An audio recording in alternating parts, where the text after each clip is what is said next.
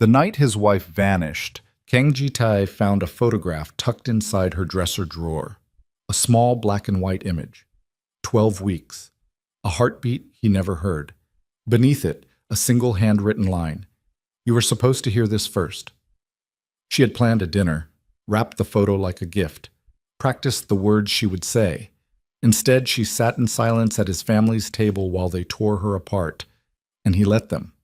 Now she was gone, and she was carrying his child. This is the story of the man who had everything, and nearly lost the only thing that mattered. If this story moves you, like this video and drop your city name in the comments below. I want to see how far this story travels. Now let's begin. The drawer was the last place he looked. Ji-tae had already been through her closet, the side she kept obsessively organized, blouses arranged by color, shoes lined up like soldiers, and found it half empty. He had checked the bathroom cabinet where her prenatal vitamins used to sit, the second shelf from the top, and found nothing but a faint ring of moisture on the wood where the bottle had been. He had walked into the kitchen and stood there for 6 minutes without moving, staring at the coffee maker she never used because she'd switched to herbal tea 3 months ago without explaining why. And he had not thought anything of it at the time, had not asked, had simply moved through his mornings the way he moved through everything, at velocity, at distance, at the controlled remove of a man who believed proximity was a form of weakness. He had not asked. He had not asked about the tea, had not asked about the night she fell asleep before 9, her hand curled under her cheek, had not asked why she had stopped reaching for him in the dark. He was still standing in the kitchen when Min-jun found him. Min-jun was his head of security, 41 years old, built like a man who had survived things that couldn't be discussed in clean company, and possessed of the particular talent that made him invaluable. He knew when to speak and when to simply stand in the doorway and wait. He stood in the doorway now, and waited. 3 days, Ji-tae said, without turning around. Yes. She hasn't used a card. No. Phone's still in the bedroom. We know. Ji-tae finally turned. His face gave nothing away. It never did. Not in boardrooms, not in warehouses at 2 in the morning, not when he'd been 19 years old and his father had pressed a gun into his hands and told him what kind of man he was going to become. The blankness was not coldness, exactly. It was something more architectural, a wall that had been built over so many years it had become structural. Remove it, and the whole thing would fall. What did the cameras show? Min-jun crossed his arms. She left at 11:47 p.m., the night of the dinner, single bag, the gray one, medium size. She walked to the service elevator instead of the main one, so the lobby cameras didn't pick her up until she was already outside. She hailed a cab on Wabash. We're pulling the cab company records now. Ji-tae said nothing. Boss. Min-jun's voice shifted, barely, just enough. We'll find her. Leave me. He left. Ji-tae stood alone in the kitchen of a penthouse that had always felt like a stage set, expensive, curated, designed to communicate a specific kind of power to anyone who entered. Zarya had tried to change it, once. She had brought in a throw blanket, rust-colored, soft, and draped it over the chrome and leather sofa in the living room. And for approximately 2 days, it had made the place look lived in. And then his mother had visited and made a comment, something about warmth being out of place in a professional space, something with a smile behind it like a blade behind silk, and the blanket had been folded and returned to the closet and never came out again. He hadn't told his mother to stop. He walked back to the bedroom. He went to her dresser, the one on the left side of the room, with the cracked handle on the second drawer that he kept meaning to fix. He pulled the top drawer open and found what she'd left behind. A few things, deliberately left. He understood that now. A pair of earrings he had given her, gold hoops. The first gift he had ever bought her with something approaching genuine uncertainty about whether she would like them. A small folded note in Korean that his grandmother had sent her once, the meaning of which Zarya had asked him to translate, and which he had done in 3 words when it had deserved a paragraph. And beneath those things, pushed to the back of the drawer, something he almost missed.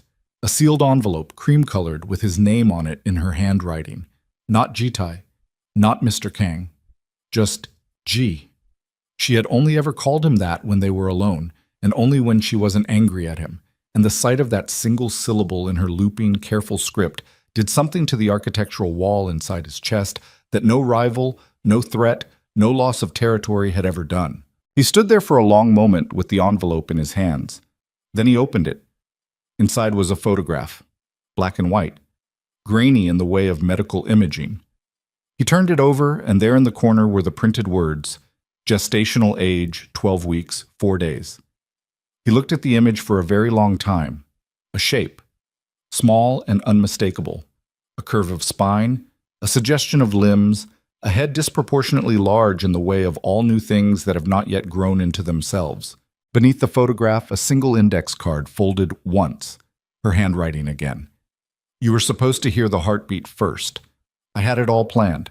I'm sorry it didn't happen that way. I needed you to know, even if I couldn't be there to tell you. He read it twice. Then he sat down on the edge of the bed. Her side, the side she slept on, the side that still held the faint impression of her body. And he sat there with the ultrasound in his hands, and he did not move for a very long time. Kang Ji-tae had built an empire on the premise that emotion was a liability.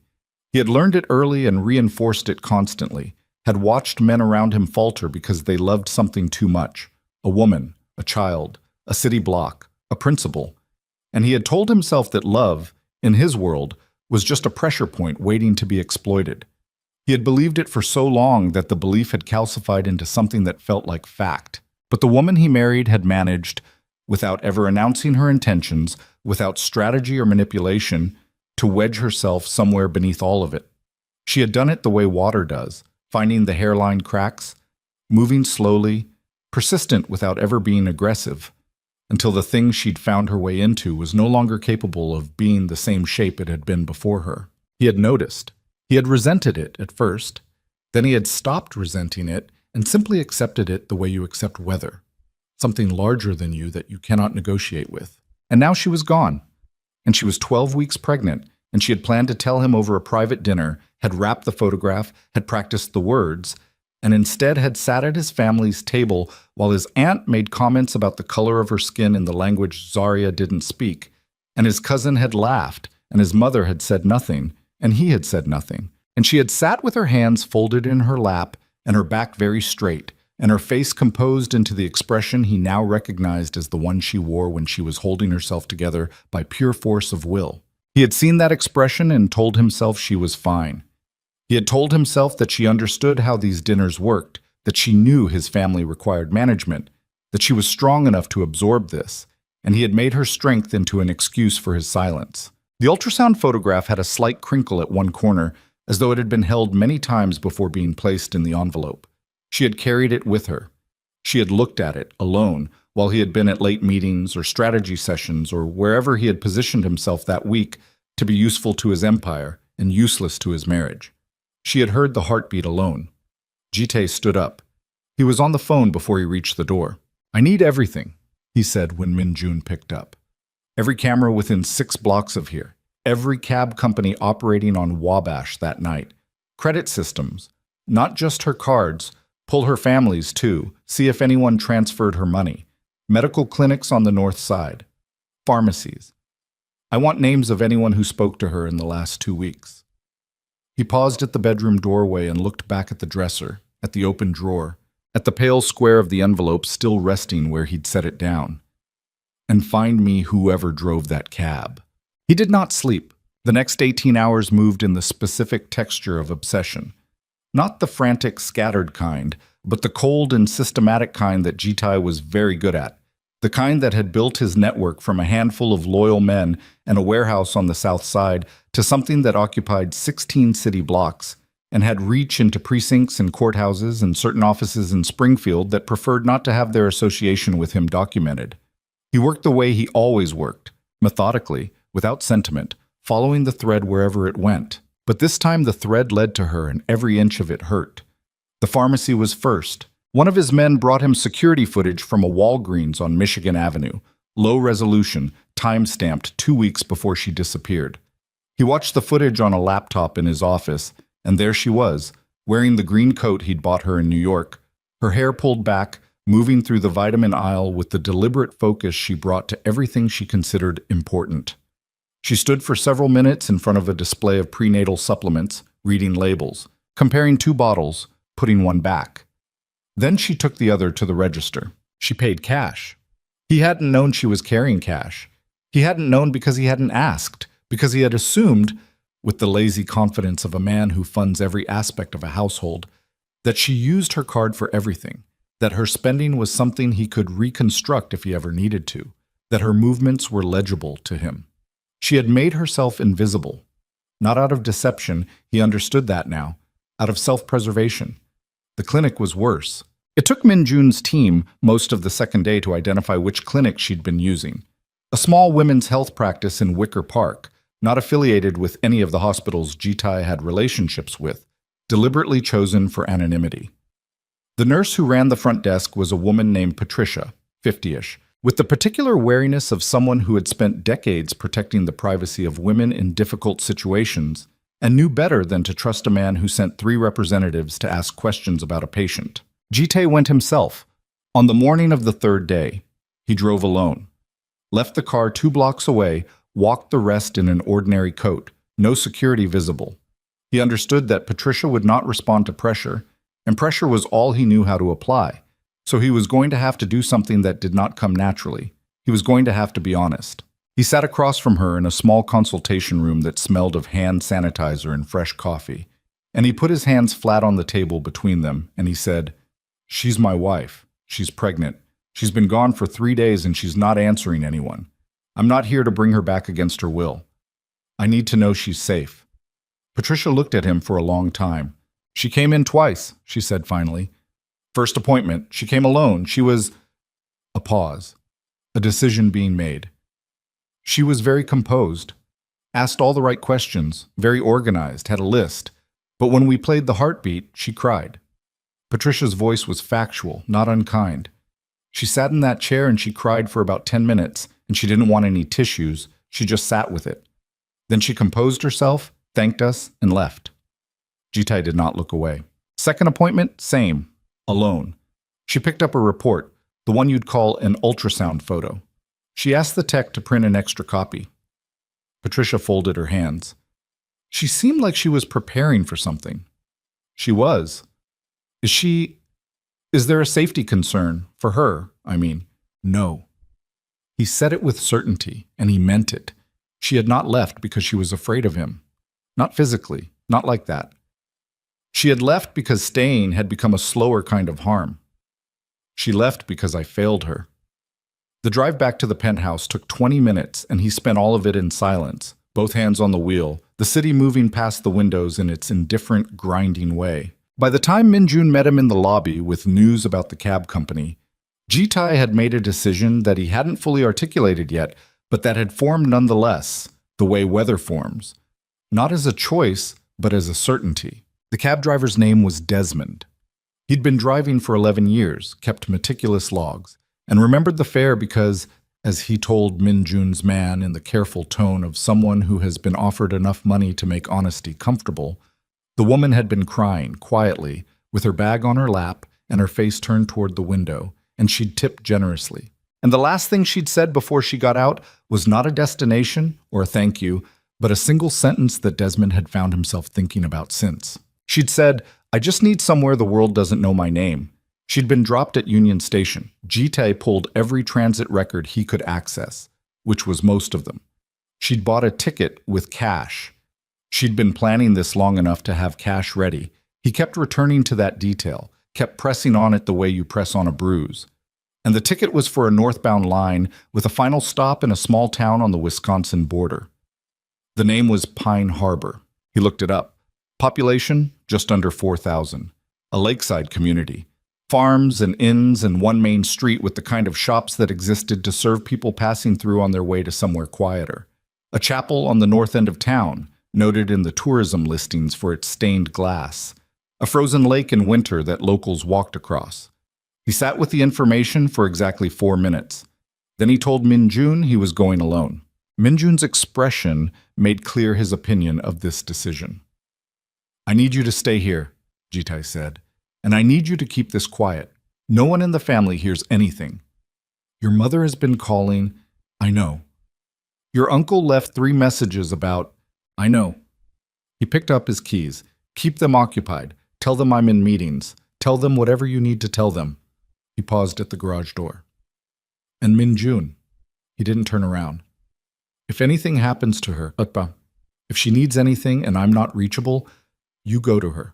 Not to my family, not to anyone else. To her. He drove north. The city gave way to suburbs, and the suburbs thinned into the particular flatness of Midwestern winter landscape. Bare fields, gray sky pressing down. The occasional cluster of trees along a frozen waterway. He had the ultrasound photo in the inside pocket of his coat. He was aware of it the entire drive the way you're aware of a wound. Not constant pain, but a constant knowledge. He had a lot of hours alone with his own mind, which was not a place he voluntarily spent time. He thought about the dinner. He had known it was going wrong. He was not obtuse. He had built his life on reading rooms, reading people, interpreting the subtle signals of power and tension that move through a gathering like weather systems. He had seen his aunt's expression when Zarya walked in, and he had categorized it and filed it and told himself it was manageable. He had heard the comment, delivered in Korean, pitched low, designed to be heard by everyone at the table except Zarya. And he had felt a specific internal shifting, like gears engaging, and he had made the calculation. Intervention now would cost him a week of family management, a round of phone calls, a rearrangement of alliances, and Zarya was strong. Zarya would understand. Zarya knew how to absorb this. He had made a calculation. With his wife. She had sat through that dinner with a child growing inside her, a child she'd been planning to reveal to him that very night, a surprise wrapped, and waiting at home. And he had made a calculation about her capacity to absorb his family's contempt, and he had chosen silence. There were stretches of highway where there was nothing on either side, and the wind pushed across the flat ground and hit the car with a sound like something trying to get in. And he drove through them with his hand steady on the wheel and the particular discipline of a man who does not permit himself to fall apart while a task is still unfinished. Pine Harbor announced itself with a wooden sign that had been weathered to a soft gray and was surrounded by snow-dusted evergreens. The main street was quiet, in the way of small towns in winter. A hardware store with lights on, a diner with steam on the windows, a bookshop with a handwritten sign in the door. Jite drove slowly, which was not his habit, and looked. He found the inn on the north end of town, a converted farmhouse with 6 rooms and a porch wrapped in white lights. A woman named June ran it, and she was the kind of woman who had made a study of minding her own business while simultaneously being the hub through which all local information moved. She looked at Jite when he walked in, and she made some kind of assessment, and she said before he could speak, "You're looking for someone. A woman. My height, maybe an inch shorter. She would have checked in 3 days ago." June's face moved through something. "She checked out this morning." The floor did not shift beneath him, but something in his chest did. "She left something," June added.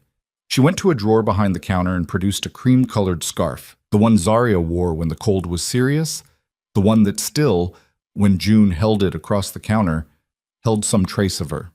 He took it with both hands.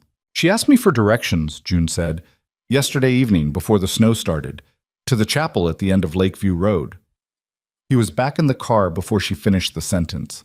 The road was narrow, and the snow on it had not been plowed, and he took it carefully, hands tight on the wheel, following the track of previous tires. The chapel appeared through the trees in the early dark. Small, stone, lit from within by what must have been candles because the light moved. It wavered. It breathed. He parked and sat for a moment. He was aware that he did not know what she would say to him. He was aware that he had no leverage here, no strategy, no organizational advantage. He was aware that whatever happened inside that chapel would be determined entirely by whether the version of himself that walked through that door was capable of being worth her time. He got out of the car. The door was heavy, and it opened with a sound like a long exhale. The interior was small and warm, and the candles on the altar threw enough light to see by. Wooden pews, a stone floor, high, narrow windows, and there, in the third pew from the front, sitting with her coat still on and her hands clasped in her lap and her face turned toward the windows, was Zarya. She heard him. He knew she did. He saw the slight stiffening of her shoulders, the way her chin lifted by a degree, the careful way she did not turn around. And he understood that she had known, on some level, that this was a possibility, that he might find her, that his resources had limits only in geography and time, and she had not been hiding, not exactly, had not covered her tracks with any real thoroughness. And he understood now that this was not because she had failed, but because she had not entirely wanted to disappear. He walked up the aisle. He stopped at the end of her pew. She looked up at him, finally, and the candlelight showed him her face, the tiredness in it, the grief in it, the complicated landscape of a woman who had loved someone very much for a very long time and had run out of the energy to keep pretending that love was enough on its own. "Zarya," he said. She said nothing.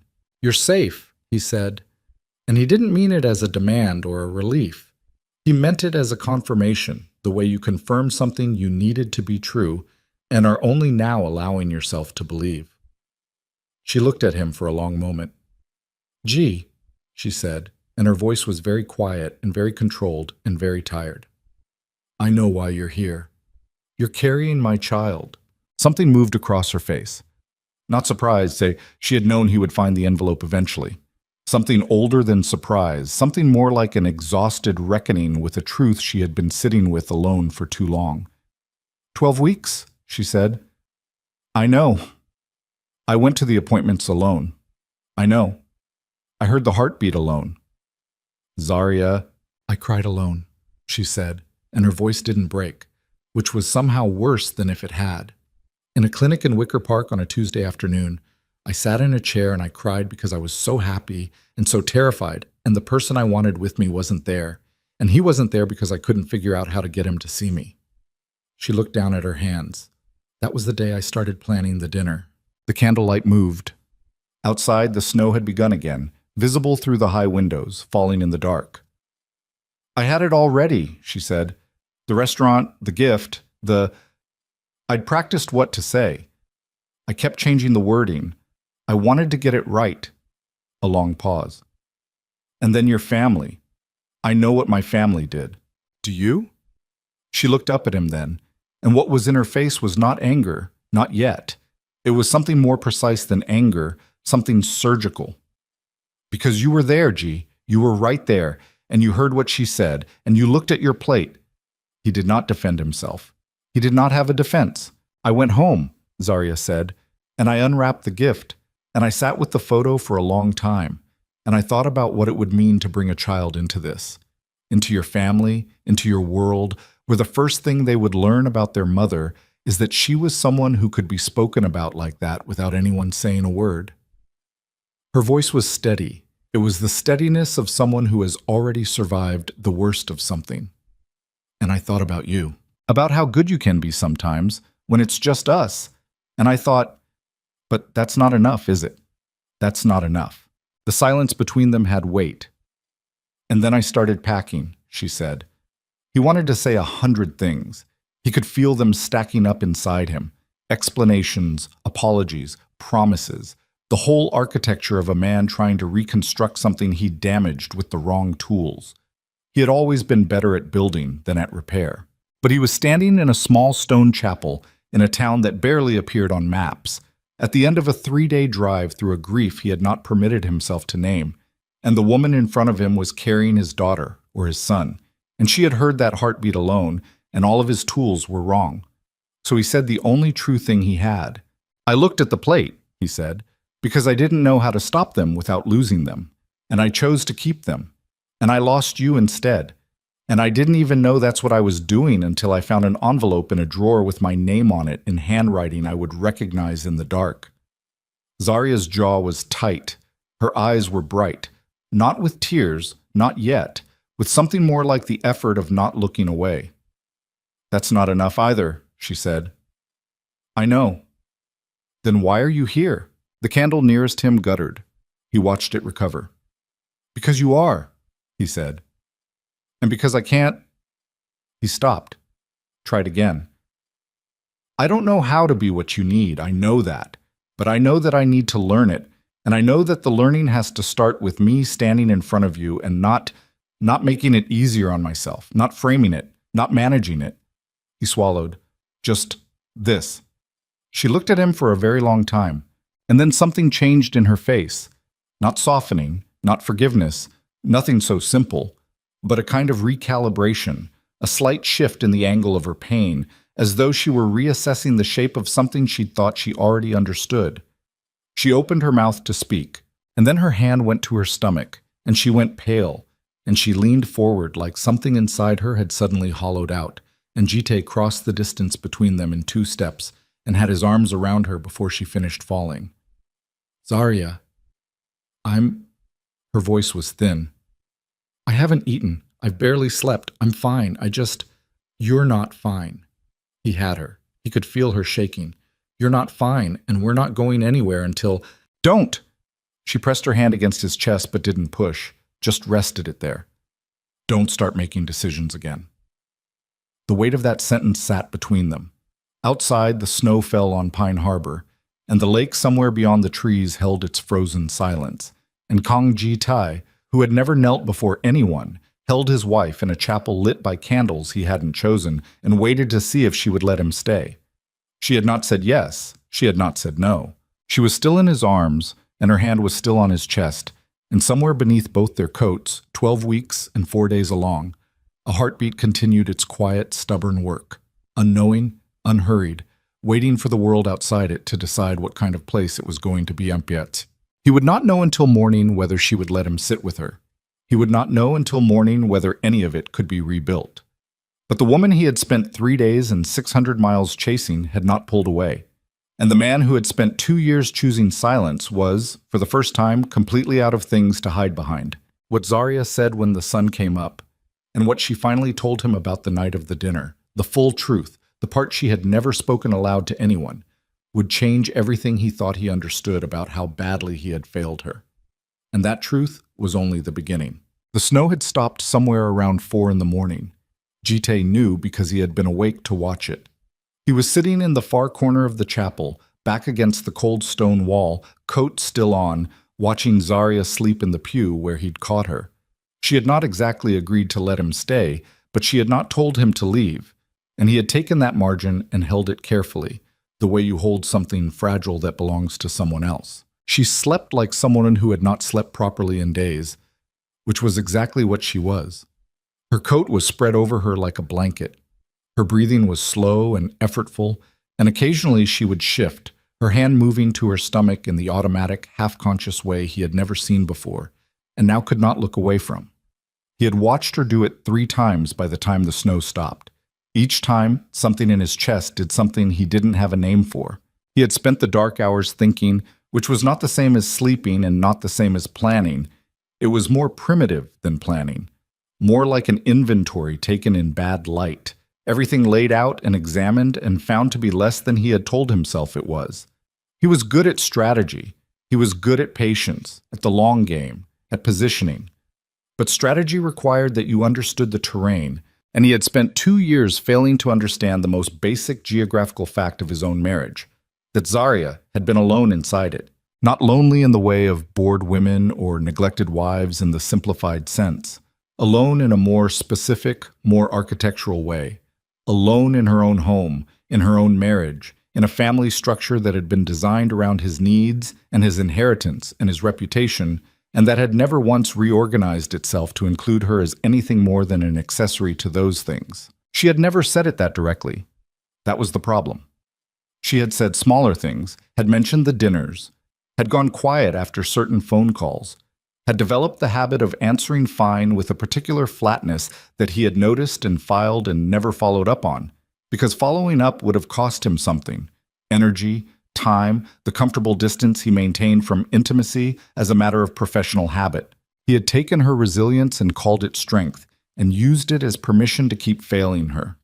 When the light outside the narrow windows began to shift from black to gray, she woke up. She didn't make a sound. She simply opened her eyes, and after a moment she sat up, and her gaze moved to the corner where he was sitting, and she looked at him with an expression that was not quite surprise and not quite anything softer. "You stayed," she said. "Yes." She looked at the windows. The new light was thin and pale, coming through at an angle that put long shadows across the stone floor. She sat quietly for a moment with her hand resting on her stomach, and he watched her do it, and she caught him watching, and something in her face shifted. Not open, not closed, somewhere in the complicated middle. "I need to eat," she said. "There's a diner on the main street." "I know, I've been going there." He stood up slowly. His back ached from the wall. He said nothing about it. They walked out into the cold together without touching. The main street of Pine Harbor at 6:30 in the morning was almost empty. A man scraping ice from a truck windshield, a light on in the hardware store that might have been left on all night, a dog moving purposefully along the far sidewalk with the focused energy of an animal that has somewhere specific to be. The diner was called Carla's, and it had the kind of windows that fogged completely in winter, warm light showing through the condensation, and it smelled when they pushed through the door of bacon fat and burnt coffee and the specific sweetness of maple syrup at temperature. They took a booth in the back. A woman who was probably Carla, or had been named after Carla, or had simply inhabited the role of Carla for so long the distinction no longer mattered, brought them menus and coffee without being asked, and left them alone with the efficiency of someone who understood that certain couples in certain booths needed space more than service. Zarya ordered eggs, toast, orange juice, a side of fruit. She ordered with the focused attention of someone who understood that eating was not optional, that this was maintenance, that there was a reason beyond her own hunger. Jitai ordered coffee and nothing else, and when the woman left, he put both hands around the mug and looked at Zarya across the table. And she was looking at her menu even though she'd already ordered, and he recognized it as something to do with her hands. "The dinner," he said. She looked up. "You said there was more to it. Last night. You said it was the whole truth, the part you'd never said aloud." Her jaw tightened. She set the menu down.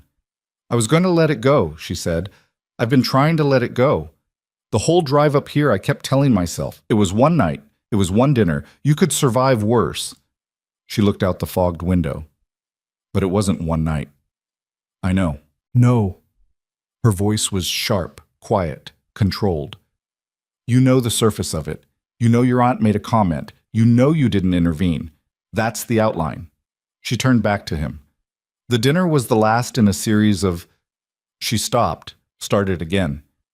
"Do you know what your mother said to me 6 months ago, at your cousin's birthday?" He didn't. He hadn't been in the room. "She told me, and she said it very kindly, G, very warmly, the way someone says something cruel to you with a smile so that if you react, you're the problem.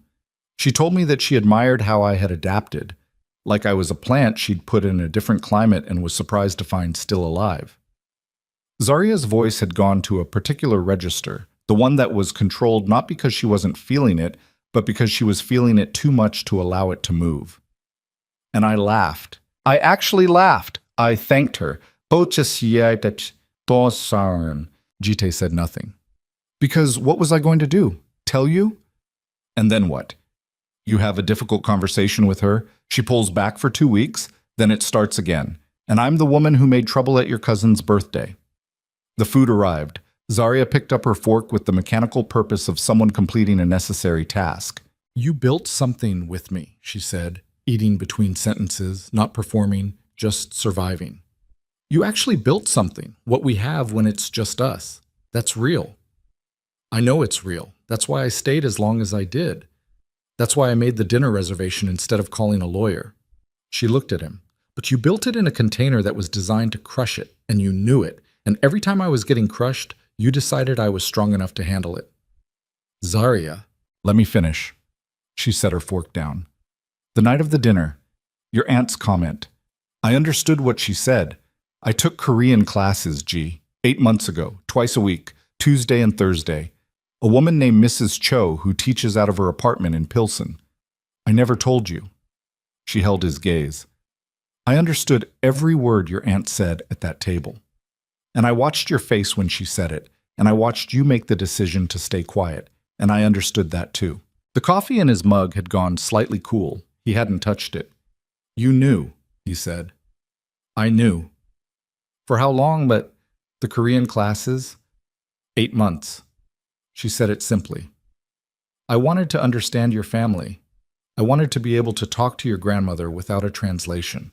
I wanted—" She stopped, and something raw moved across her face for just a moment, quickly controlled. "I wanted to belong somewhere in your world, even a little." He was very still. I should have told you, she said. I know, but I was afraid that if I told you, your family would find out, and your aunt would start being careful, and I would learn the Korean they chose to say in front of me, and never the things they actually thought. So I kept it to myself. And then the dinner happened, and I sat there, and I heard everything. And you saw me hearing it, G.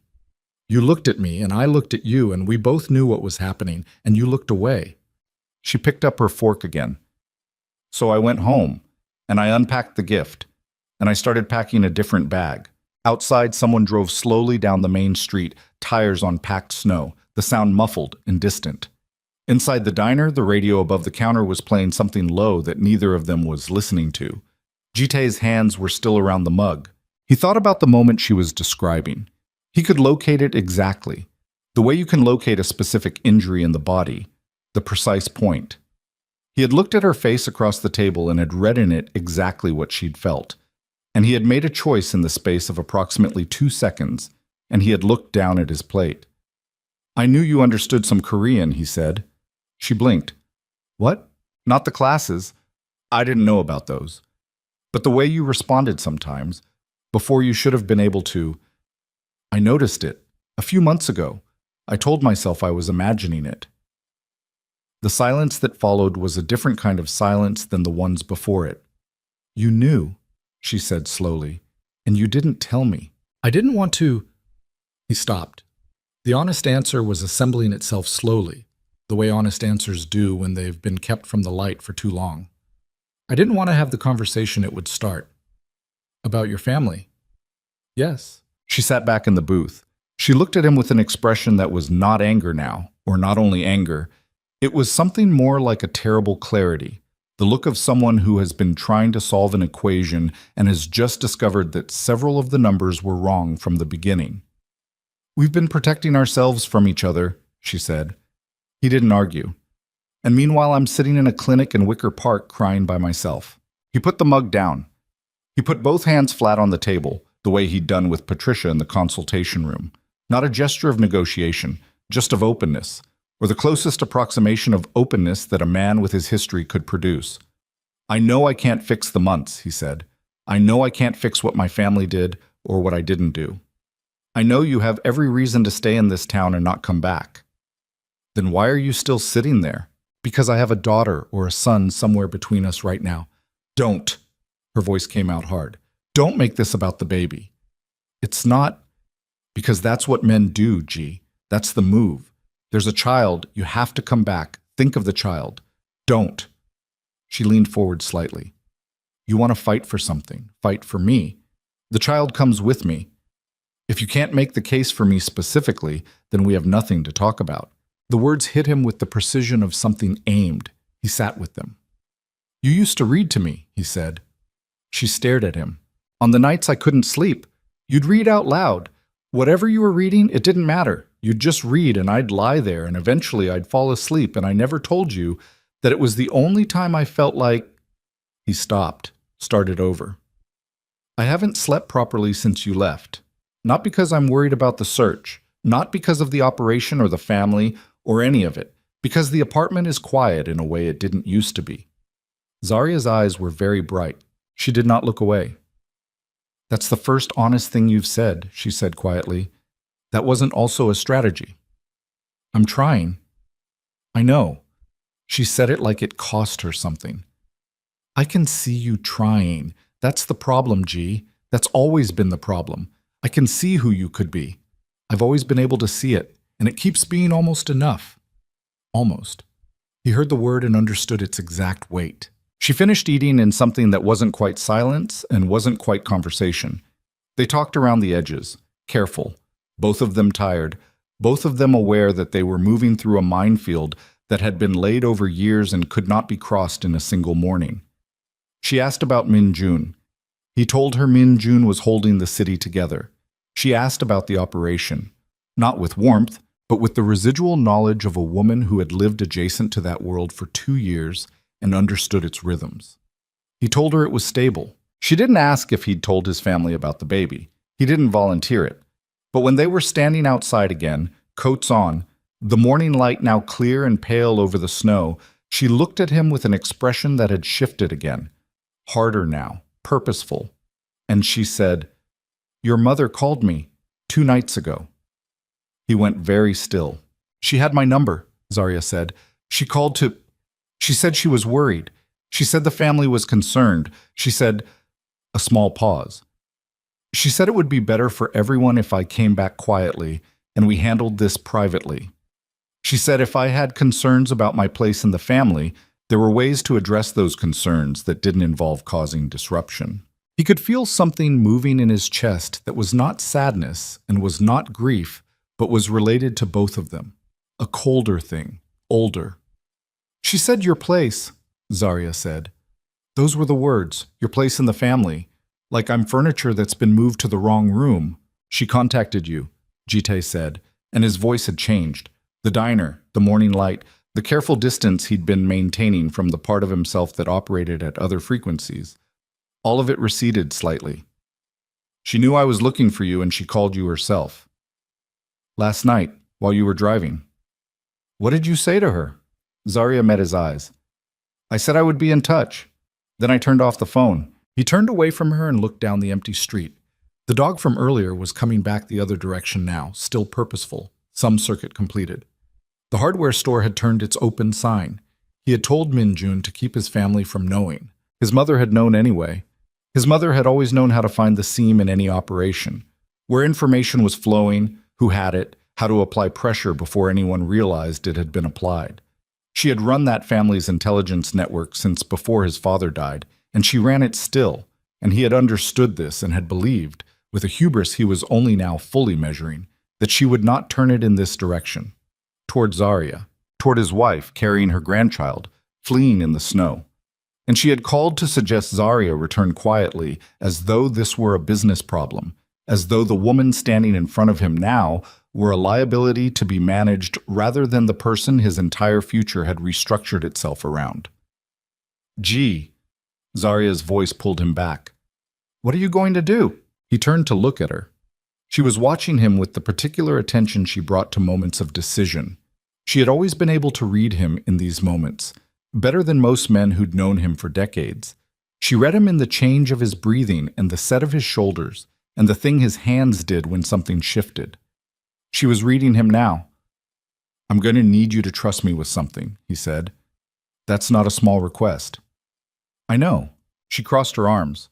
Her chin was slightly raised. She was exhausted.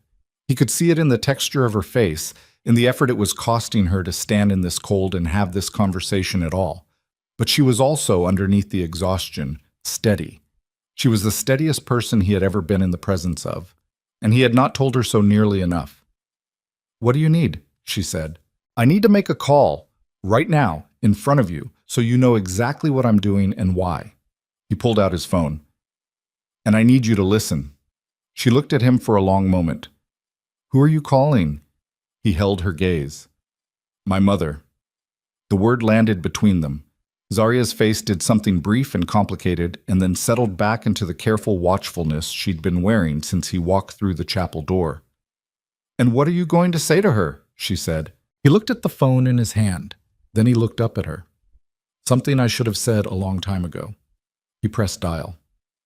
"And after I say it, after she hears it from me directly, with you standing here, I need to know if that changes anything for you. Even a little." The line connected.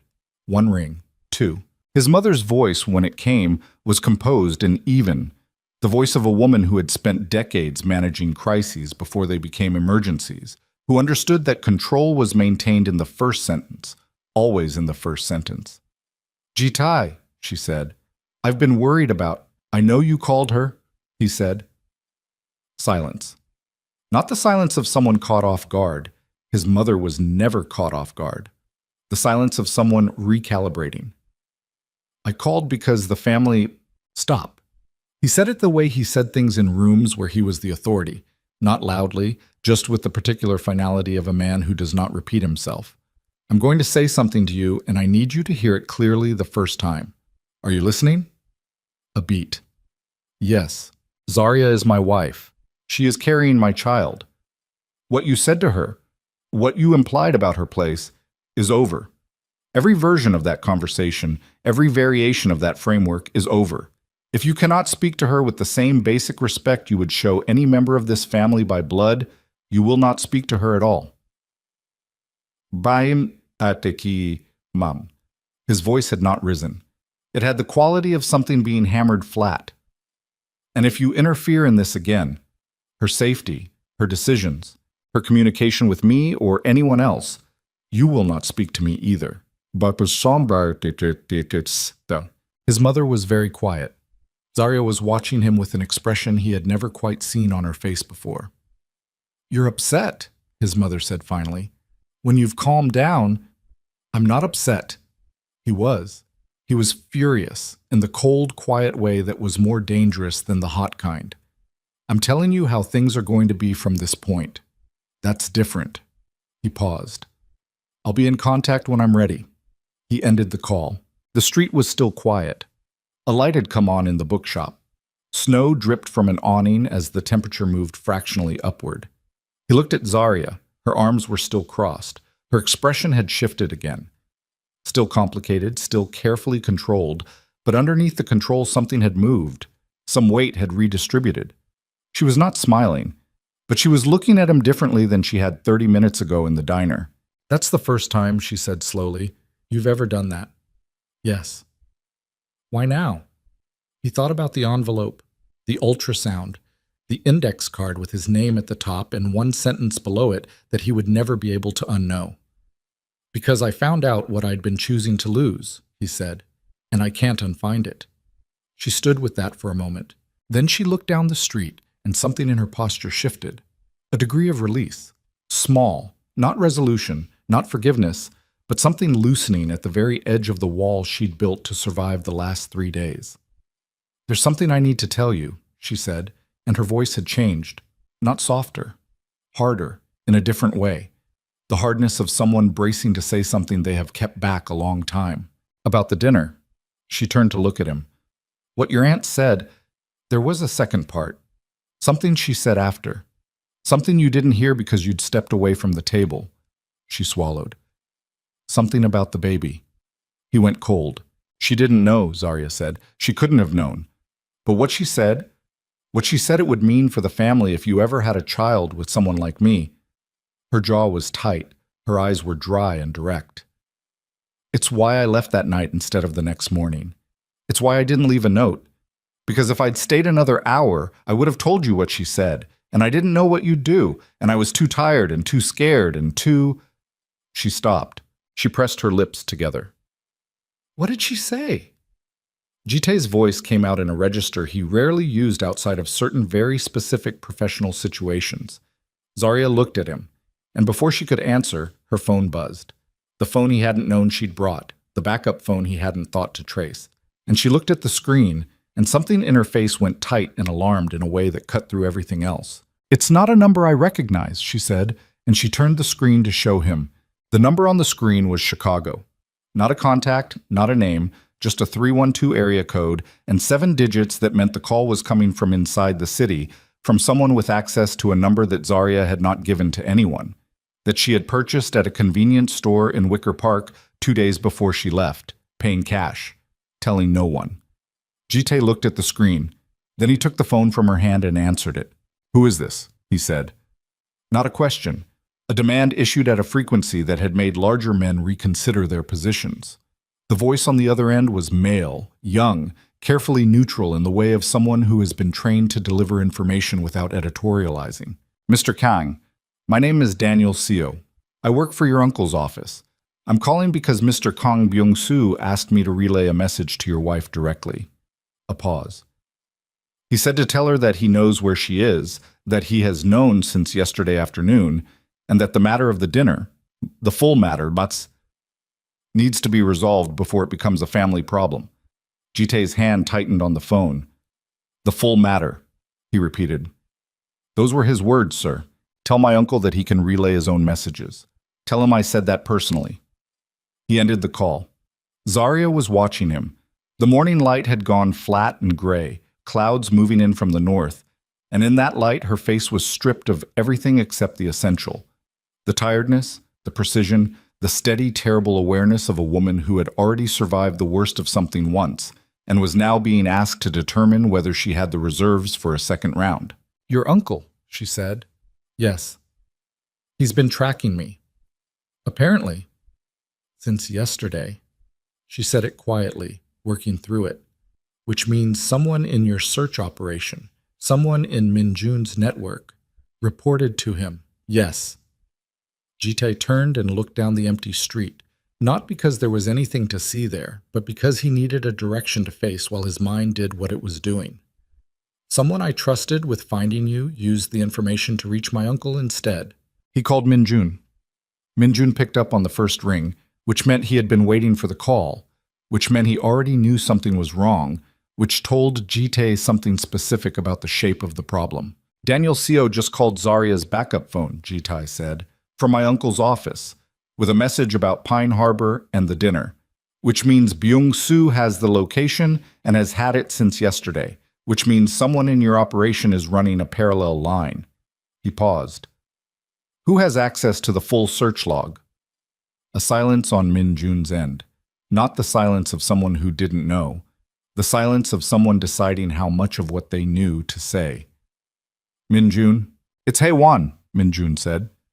Jitae went still. "Haewon."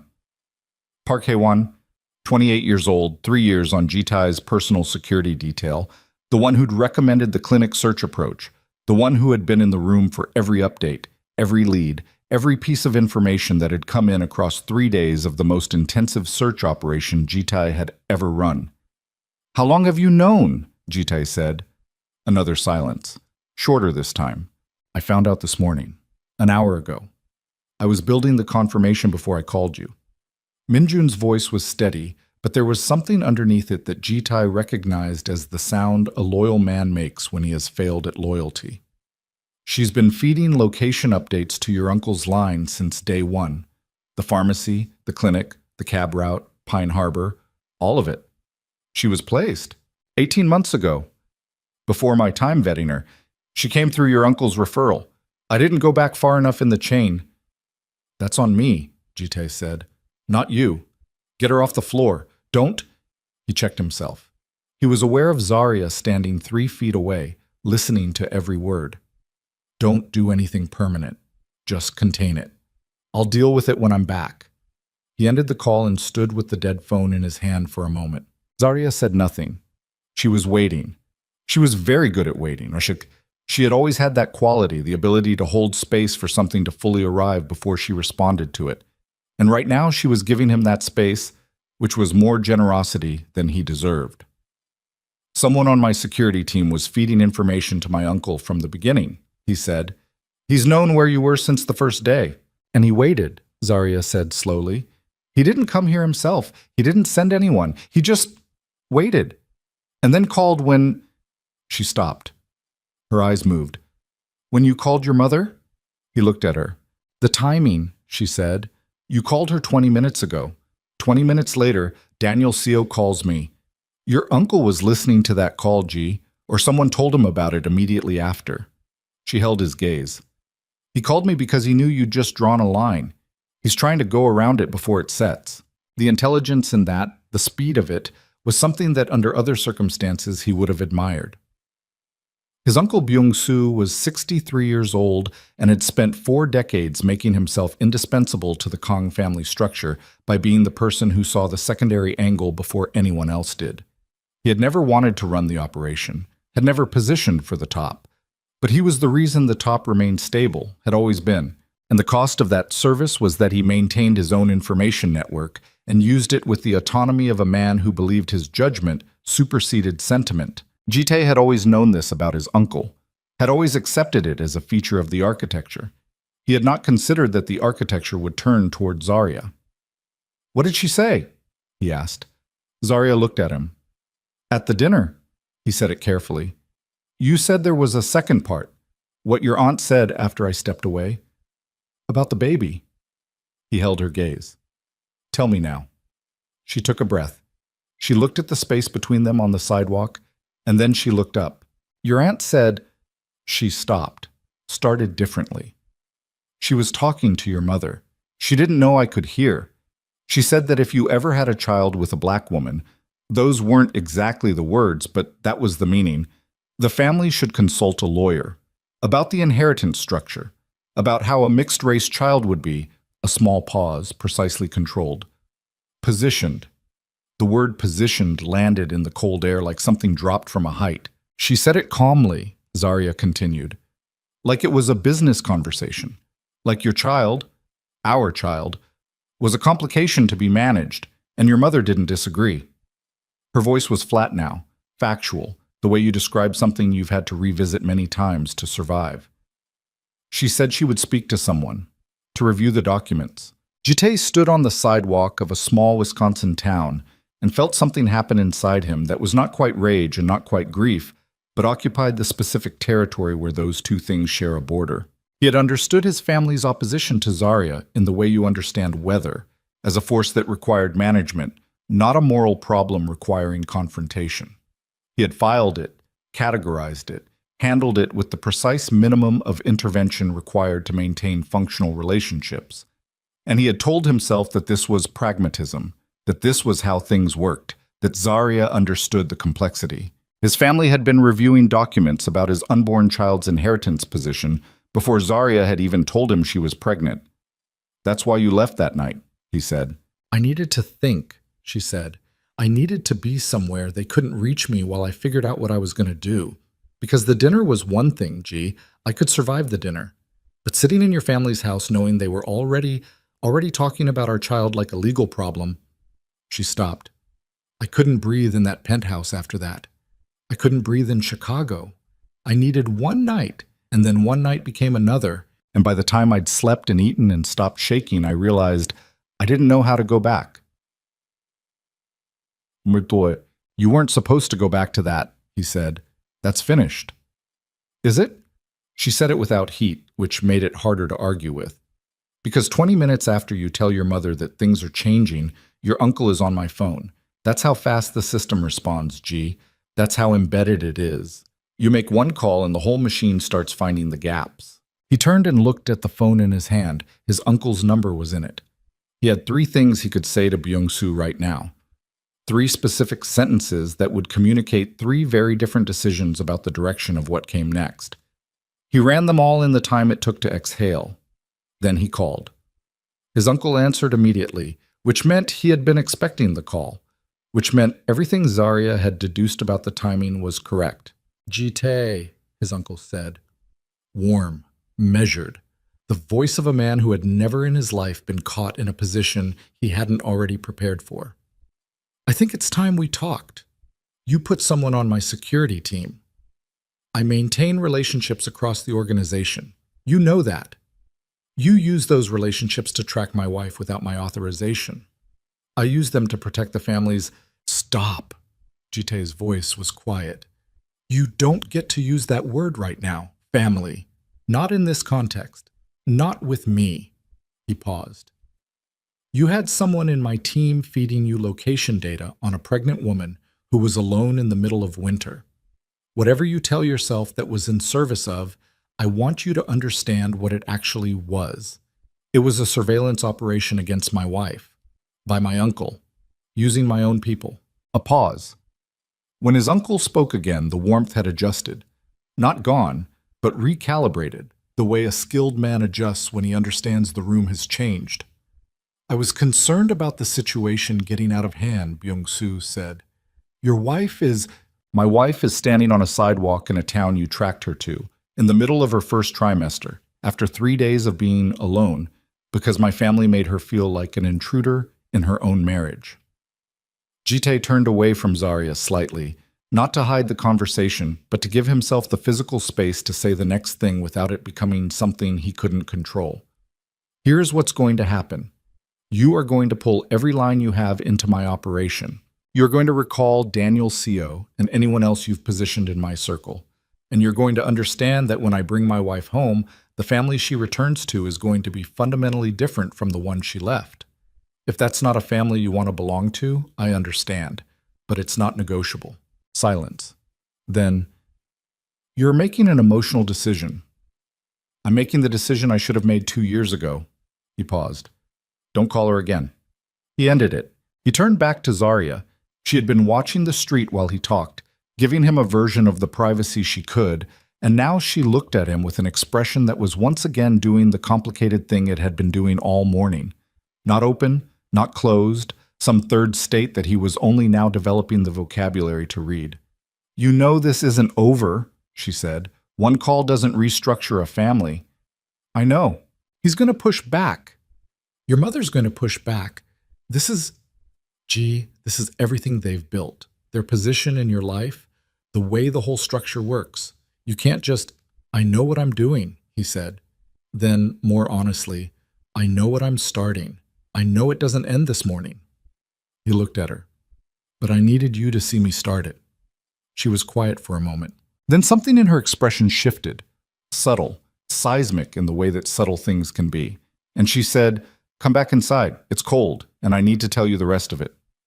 "The rest? There's more." She turned toward the diner. "There's something your uncle knows. Something he said to me in the message. Not through Daniel Co. before. 3 days ago, when I first arrived here. I got a message that I thought was a wrong number."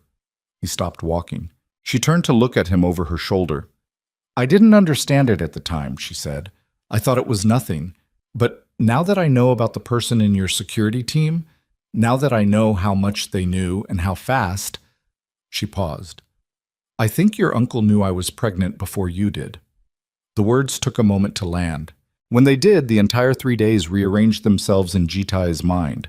Every choice, every delay, every carefully calibrated move his uncle had made, the surveillance that had started before the search, the message delivered at the right moment, the lawyer conversation at the dinner, the question of the inheritance documents. His uncle had not been reacting to a crisis. His uncle had been managing one. A crisis that had begun not when Zarya disappeared, but when someone in that network, someone with access to Zarya's medical appointments, to the clinic in Wicker Park, to the records of a woman buying prenatal vitamins on Michigan Avenue, had reported upward. Before Jitai had found the envelope. Before the dinner. Byung-soo had known there was a child coming, and he had said nothing. And he had let the dinner happen. And he had let Zarya sit at that table and hear what she heard while he already knew what that table was discussing was connected to a child he knew existed. They went back inside. The diner was warmer now, a few more tables occupied, the sound of cutlery and low voices creating the ordinary texture of a small-town morning. They took the same booth. Zarya wrapped both hands around a fresh coffee. Jitai sat across from her and did not touch his. "Show me the message," he said. She pulled out the backup phone, found it, handed it across the table. It was short, 12 words. No name, no number he recognized, sent at 11:46 p.m. on the night she arrived in Pine Harbor. "Sometimes the kindest thing you can do for a child is choose differently." He read it twice. Then he set the phone down on the table between them. "He was telling you to end the pregnancy," Jitai said. Zarya's hands tightened around her cup. "That's what I think," she said. "I didn't understand it then. I thought it was spam, one of those strange, but now, given everything." She swallowed. "He knew. He knew I was pregnant before I'd told my own husband, and his response was to send me a message in the dark in a town he'd tracked me to, suggesting that the right choice—" She stopped. Her jaw was tight. Her eyes were dry and furious and exhausted all at once. Jitai sat very still.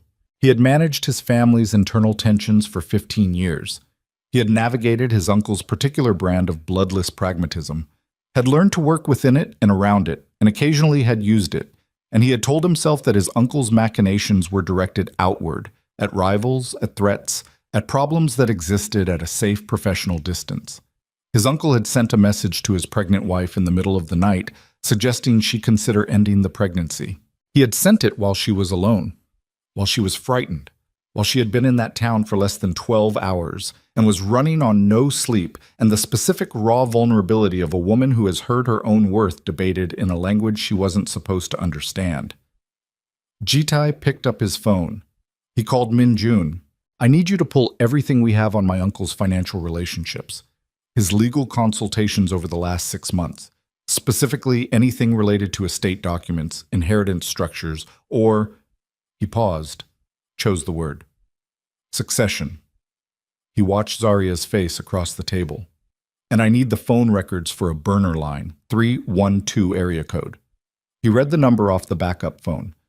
I want to know where that message originated and who purchased the device. Minjun said, "How far do you want to go with this?" Jite looked at Zarya. She was looking back at him, and in her face was something that was not a question. She already knew the answer. She was just waiting to see if he did. "All the way," he said. He ended the call. The diner sounds continued around them.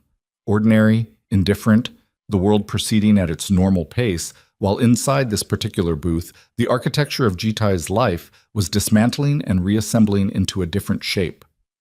Zarya said, "If you go after your uncle directly, it won't just be the family. He has relationships outside the family. People who depend on his stability, people who will read this as instability in the whole structure. I know. You could lose ground, territory. People who've been with you for years might read it as, I know what I'm risking." He said it without sharpness, flat and clear. "What I don't know is whether you're going to be there when I get back to the other side of it." She was quiet. Outside the window, the clouds that had been moving in from the north had thickened, and the light had changed to the particular gray that precedes snow. "I don't know either," she said. "I want to be honest with you about that." "That's honest." I'm not going to make a promise right now that I can't keep. Not about coming back, not about what happens next. I'm 12 weeks pregnant, and I've been awake for most of 3 days, and I just found out your uncle sent me a message in the dark that I still can't fully process." She looked at her hands around the cup. "What I can tell you is that I'm still sitting here." "That's enough," he said. "Don't..." She looked up sharply. "Don't make it into more than it is. I'm tired, G. I'm tired of being strong enough to absorb things. I'm tired of being the person who understands why you couldn't act. I'm not going anywhere right now, but that's not the same as being okay." "I know." "Do you?" "I'm starting to." She looked at him for a long moment.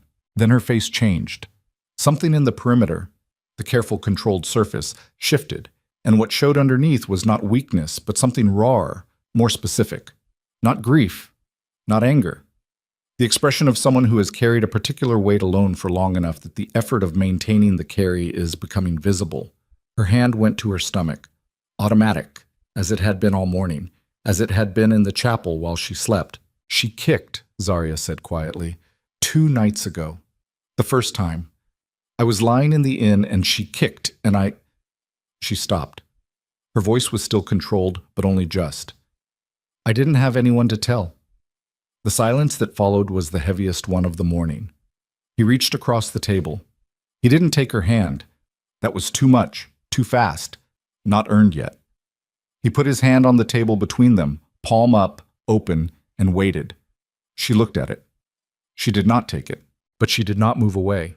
And then Jitai's phone rang, and it was Minjun, and the tone of Minjun's voice in the first half second before he said a word told Jitai that whatever came next was going to be worse than everything that had come before, and he answered it with his hand still on the table between them, and Minjun said, "The estate documents, I found them." "Jitai, your uncle didn't just consult a lawyer about the inheritance structure." A pause that lasted exactly long enough to be its own kind of warning. "He filed 4 weeks ago. A formal challenge to your position as primary successor, contingent on the terms of your marriage. Specifically, contingent on Zarya's legal status as your wife at the time of any future transfer of assets. He filed it 4 weeks ago, which means he filed it 1 week after. 1 week after." Jitai's mind locked onto the timeline with the precision of a man who has spent his adult life reading the interval between events for meaning. 4 weeks ago. 1 week after something. Minjun hadn't finished the sentence and Jitai said, "After what?" And his voice came out very flat and very controlled the way it did when the control was costing him considerably. "After Zarya's first clinic appointment," Minjun said. "The one in Wicker Park. Someone in your uncle's network had access to the appointment record. He filed the succession challenge 7 days after she first confirmed the pregnancy, before she'd told you, before anyone in the family officially knew." A pause. "He's been building this for 4 weeks, Jitai. The surveillance, the planted operative, the dinner, none of it was reactive. He's been running a coordinated play. Zarya was watching his face. He was aware of what his face was doing, the stillness of it, the specific quality of stillness that his men had learned over years to read as the most dangerous version of him. Not the loud version, not the version that moved fast, but this one. This particular compression of everything into something cold and load-bearing and very close to breaking. "What are the grounds?" he said. "The challenge. What grounds did he file on?" Behavioral clause in your grandfather's original succession document. Clause 7. It states that primary succession can be challenged if the successor's personal conduct is deemed to threaten the integrity or cohesion of the family structure. Minjun said it carefully. Your uncle's filing argues that your marriage to Zarya has created internal division. He cites the dinner specifically, ironically, and that your handling of the situation demonstrates an inability to prioritize family stability. He used the dinner he engineered as evidence against me. Yes, Jitai set the phone on the table. Not down hard, just set it down. He looked at the surface of the table between his hand and the phone, and he breathed once, slowly, the way you breathe when you are doing triage on something internal. Zarya said, "What did he file?" He told her. All of it. Watching her face as the shape of the thing became clear, not just a family that disapproved, not just a mother with sharp manners and an aunt with a sharper tongue, but a coordinated legal and organizational play that had been running for a month, that had used her pregnancy as its triggering event and her departure as its accelerant, that had positioned Jitai's defense of her as evidence of his instability. She took it in. She sat across from him in a diner in Pine Harbor, Wisconsin, 12 weeks pregnant, running on 40 hours of poor sleep, and she took in the information with the same focused stillness she'd brought to everything since he walked into that chapel. And when he finished, she said, "He needed me gone." Yes, not just difficult, gone. Legally separated from you or far enough outside the marriage that he could argue the marriage had failed. She was thinking out loud now, moving through it fast. Because as long as I'm your wife, the succession challenge doesn't have a behavioral foundation. He needs the marriage to be visibly damaged. The dinner wasn't supposed to drive you away permanently, Jitai said, and the shape of the thing was clarifying in his own mind as he said it. It was supposed to create a documented incident, evidence of family tension directly attributable to the marriage, and then you were supposed to come back, and the pattern would continue, and he'd have 18 months of documented instability to present. But I left, Zarya said. You left, which accelerated his timeline. He had to move from slow documentation to active management. He looked at her. The message he sent you, the suggestion about the pregnancy. Her face was tight. If you'd made that choice, he said, and he said it as plainly as it needed to be said, the succession grounds collapse. No child, no mixed inheritance question, no ongoing family tension. The marriage becomes manageable to him, something he can work around. He wasn't trying to destroy the marriage. He was trying to remove the element he couldn't control. The baby, Zarya said. You, Jite said. The baby is the part he can't predict. But you are what I won't compromise on. And he knows that now if he didn't before. He picked up the phone. Which means his window is closing and he knows it. Which means the next move happens fast. He called Minjun back. Where is he right now? Chicago. His office on the 42nd floor. He's been there since 7 this morning. Our people confirmed it. Who's with him?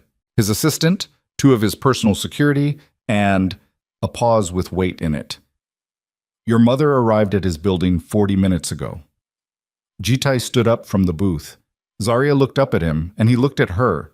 And in the 2 seconds of that exchange, something passed between them that was not a conversation but carried the weight of one. An acknowledgement, a question, an answer that was still being formed. I have to go back, he said. I know.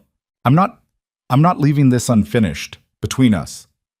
He said it with the urgency of a man who understands that the wrong interpretation of a departure can become permanent. I need you to know that what's happening in Chicago is directly connected to what's happening here. And if I don't get back there before he makes his next move, everything I said to him on that call becomes just words. Zarya stood up. She was slightly unsteady, not dramatically, not the near collapse of the chapel, just the foundational tiredness of a person whose reserves have been running on will for days. And she put one hand on the edge of the table to steady herself, and his hand moved toward her automatically, and she let it.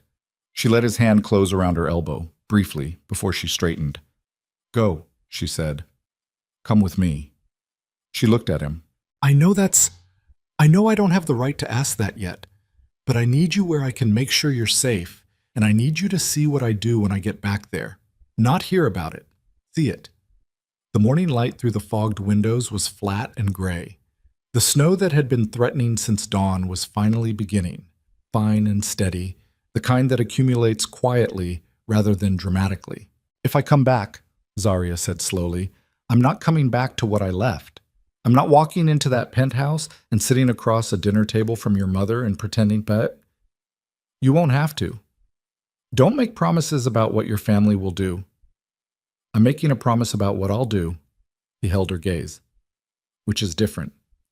She stood with that distinction for a long moment. Then she said, "I need 20 minutes to get my things from the inn." He drove back to Chicago like a man with a deadline, which he was. Zarya sat in the passenger seat with her bag at her feet and her hands in her lap, and she did not make conversation, which was not coldness. It was the particular silence of someone conserving themselves for what came next. He did not fill the silence.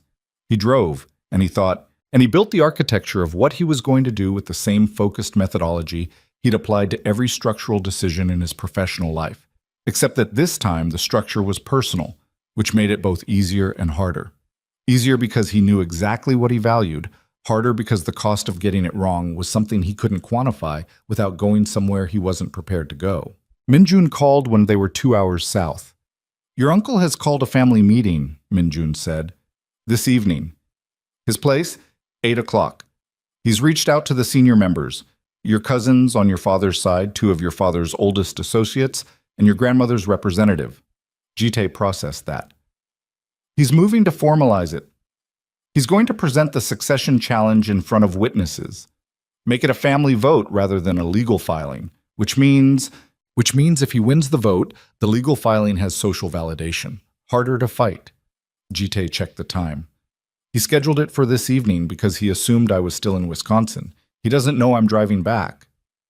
"Do you want me to let him continue assuming that?" "Yes." He glanced at Zarya. She was looking out the window, but her head had turned slightly. She was listening. "And I need you to get me into that building before 8, not through the lobby. I want to be in the room when the meeting starts, not announced and not expected. Can you do that?"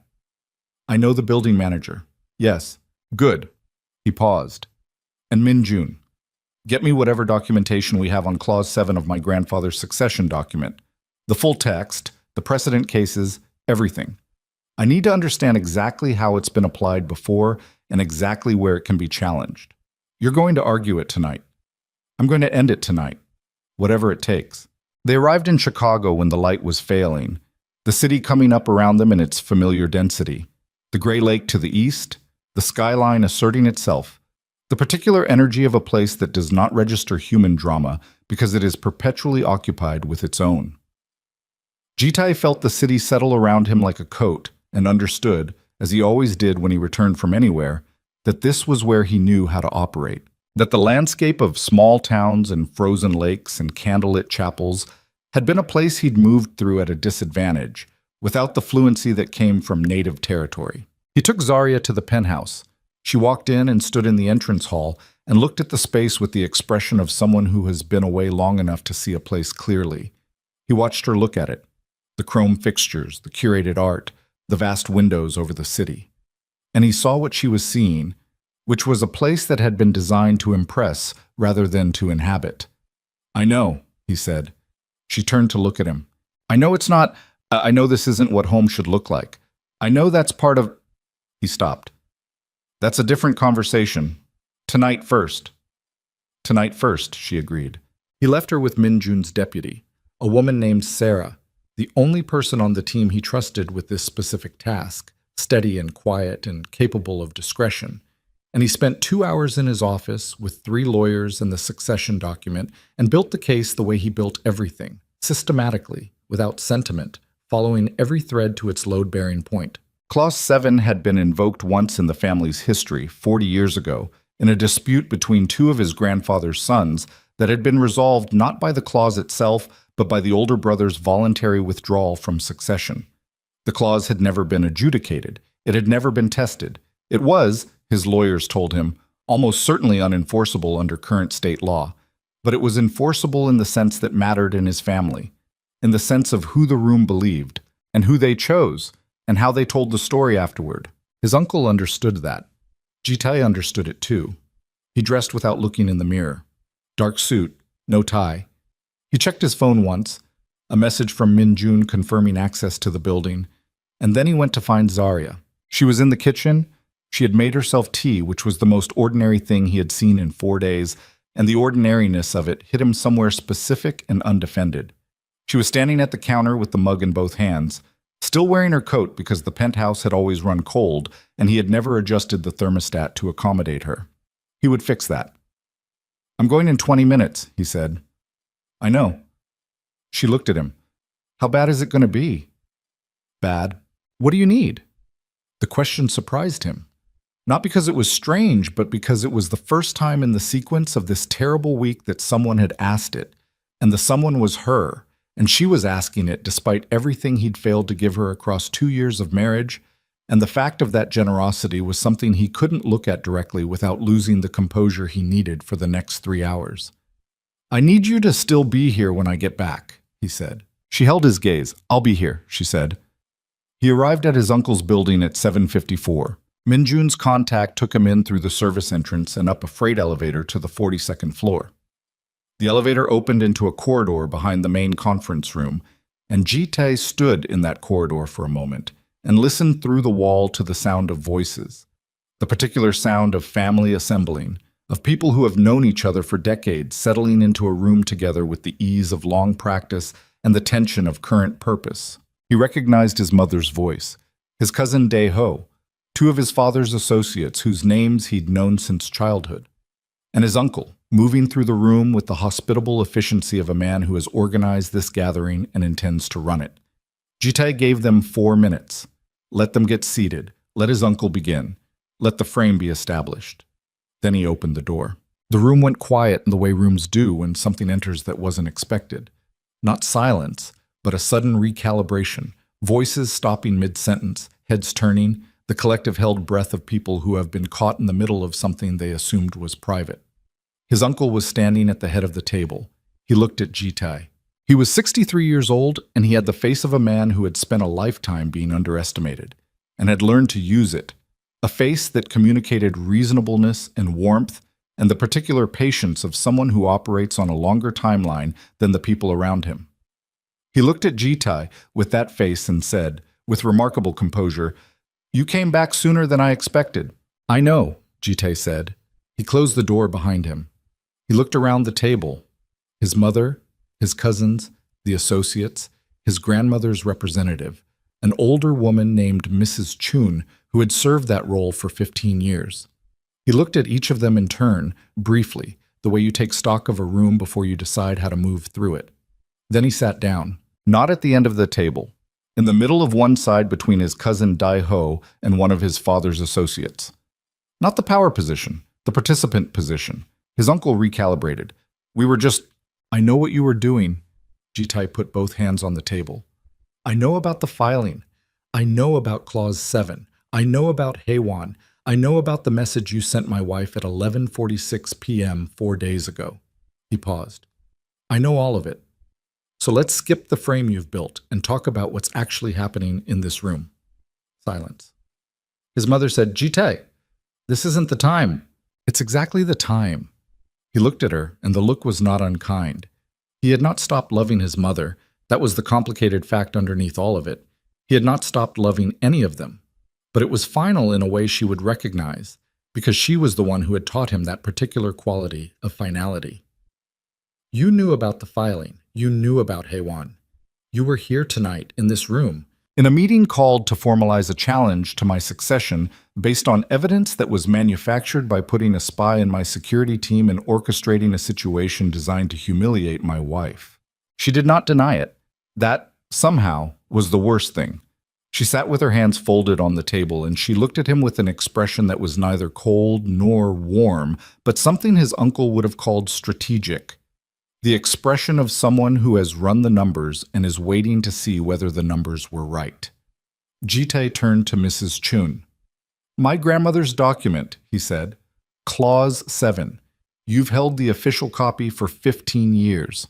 Mrs. Chun was small and precise and had the particular stillness of someone who has watched decades of this family's internal weather and formed her own views, which she kept to herself with great discipline. She said, "Yes." "My grandfather wrote it. It was intended to address situations in which a successor's conduct threatened the survival of the family structure. Correct? That is the intended application. My uncle's filing argues that my marriage created internal division and therefore meets the threshold." Jite kept his voice even. "I'd like to argue something different. I'd like to argue that the events of the past 4 weeks, the placement of an operative in my security team, the surveillance of my pregnant wife, the message sent to her in the middle of the night, the engineering of a dinner situation intended to create documented marital tension. I'd like to argue that this conduct, conducted by a member of this family against the primary successor and his wife, constitutes a threat to family cohesion that is considerably more serious than the one cited in the filing." He paused. "And I'd like to know whether this room agrees." His uncle said, "That's a mischaracterization of—" "I have the phone records," Jite said. "I have Heywan's communication logs. I have the timestamp of your filing relative to my wife's first prenatal appointment, which you accessed through a contact at the clinic. I have the message you sent her, traced to a device purchased with cash in Wicker Park 3 weeks ago." He looked at his uncle. "I have all of it, which means if this goes to the lawyers, if this goes outside this room, you don't win. And more importantly, neither does the family." The room was very quiet. His uncle's face had not changed, but something behind it had: the long timeline patience, the comfortable certainty of a man who has prepared more thoroughly than everyone else, had shifted by a degree that only someone who knew him very well would detect. Jite knew him very well. "What I'm offering," Jite said, addressing the room now, not just his uncle, "is an end to this. Tonight. The filing is withdrawn. The clause is not invoked. Heywan is released without action. And in return, I don't take this outside and I don't make it a legal matter. And I don't spend the next year dismantling 40 years of relationships that my grandfather spent his life building." He put both hands flat on the table. "What I'm asking for, in exchange for all of that, is simple. My wife is treated as what she is, a member of this family. My child is treated as what they will be, the next generation of this family. And anyone in this room who cannot commit to that, clearly and directly, can find a different family to organize their loyalty around." His cousin Deho said quietly, "Jite, I'm not finished." He kept his eyes on his uncle. "You built this play because you thought I'd choose the family over her, every time. The way I chose it at the dinner, the way I'd been choosing it for 2 years. He paused. "You were right about the pattern. You were wrong about whether it was permanent." His uncle looked at him for a long moment. Then he said, and there was something in his voice that was not quite defeat and not quite respect, but occupied the territory between them. "You drove 6 hours in the snow for a woman who hadn't decided whether she was coming back." "Yes." "That's not rational." "No," Jite agreed. "It's not." He held his uncle's gaze. "That's how you know I mean it." The silence that followed had a different texture than the ones before it. Not the silence of a room holding its breath, but the silence of a room beginning, very slowly, to exhale. Mrs. Chun was looking at Jite with an expression that was the closest thing to approval her face was designed to show. His mother was looking at the table. His uncle stood at the head of it with the document in front of him, and the specific stillness of a man performing a very rapid internal calculation, not of whether he had lost, Jite thought, because he was too intelligent to pretend otherwise, but of what the most advantageous version of losing looked like, and how to position himself within it before the room made its collective decision without him. He reached forward. He picked up the document, and before he could speak, the door opened. Min Jun was in the doorway, and his face had the look it got when something had happened that required immediate communication, but that he was not going to say out loud in a room full of people. And Ji-tae read that look in under a second and was already standing when Min-jun said quietly, just to him, "It's Zarya." The floor did not move, but everything in Ji-tae's chest did. What happened? She's fine. She's conscious. She's stable. But Sarah called. She went to lie down and she woke up with cramping and some bleeding, and Sarah called an ambulance, and they're at Northwestern right now, and Ji-tae was already moving. He was past Min-jun and into the corridor before he registered leaving the room, and he was in the elevator before he registered crossing the corridor, and he was thinking in the specific stripped-down frequency of pure emergency, not strategy, not architecture, not the long game, just her, just the child, just the 5 minutes it was going to take to get to that hospital, and whether those 5 minutes were going to be the most expensive 5 minutes of his life. Behind him, in the conference room, he heard his uncle say something to the room. He didn't hear what it was. He didn't care what it was.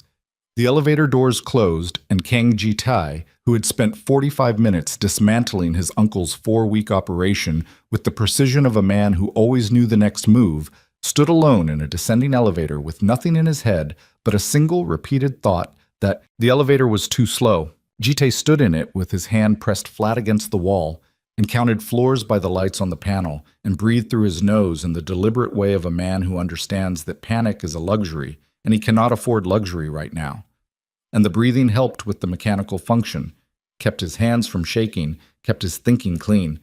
But it did nothing for the thing underneath the mechanics, the raw animal terror of a person moving towards something he does not know the shape of yet and cannot prepare for, because preparation requires information, and all he has is Min-jun's voice saying she's conscious. She's stable in the tone people use when they are being careful with you. The lobby, the door, the car. Min-jun drove. Ji-tae sat in the passenger seat and looked at his own hands in his lap and thought about the kitchen that morning. Not this morning, a different morning, months ago, when Zarya had been making breakfast and had said something that made him laugh, genuinely laugh. Not the social performance of laughter, but the real kind that comes from somewhere you don't normally access.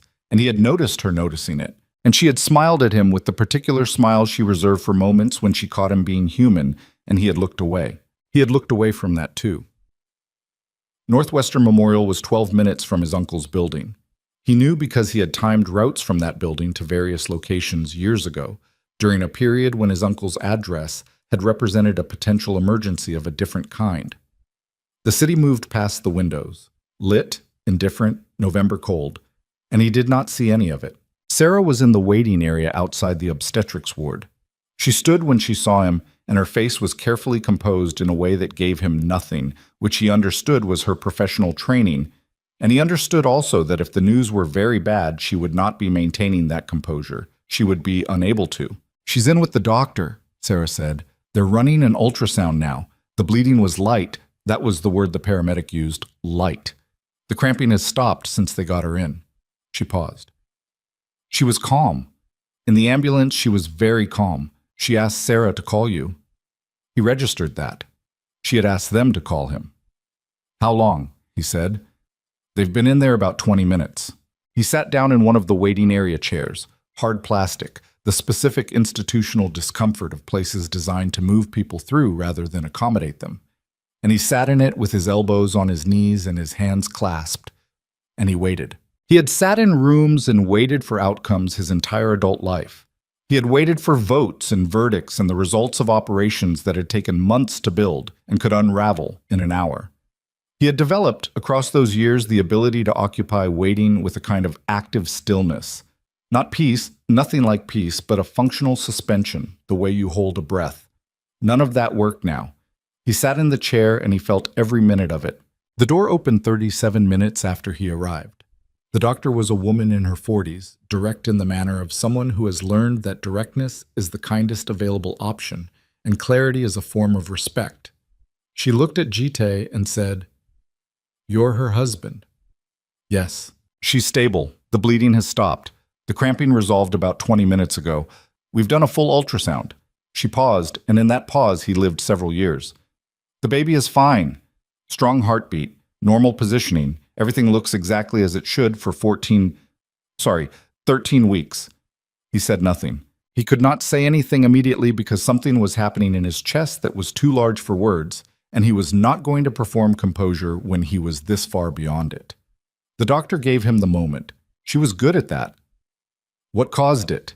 he said when he could. "Stress is the most likely driver. Elevated cortisol, insufficient sleep, inadequate nutrition over several days. Her body has been running on reserves, and this was the signal that the reserves are depleted." She looked at him evenly. "She needs rest, consistent food, consistent hydration, consistent sleep, and a significant reduction in whatever has been generating the stress load."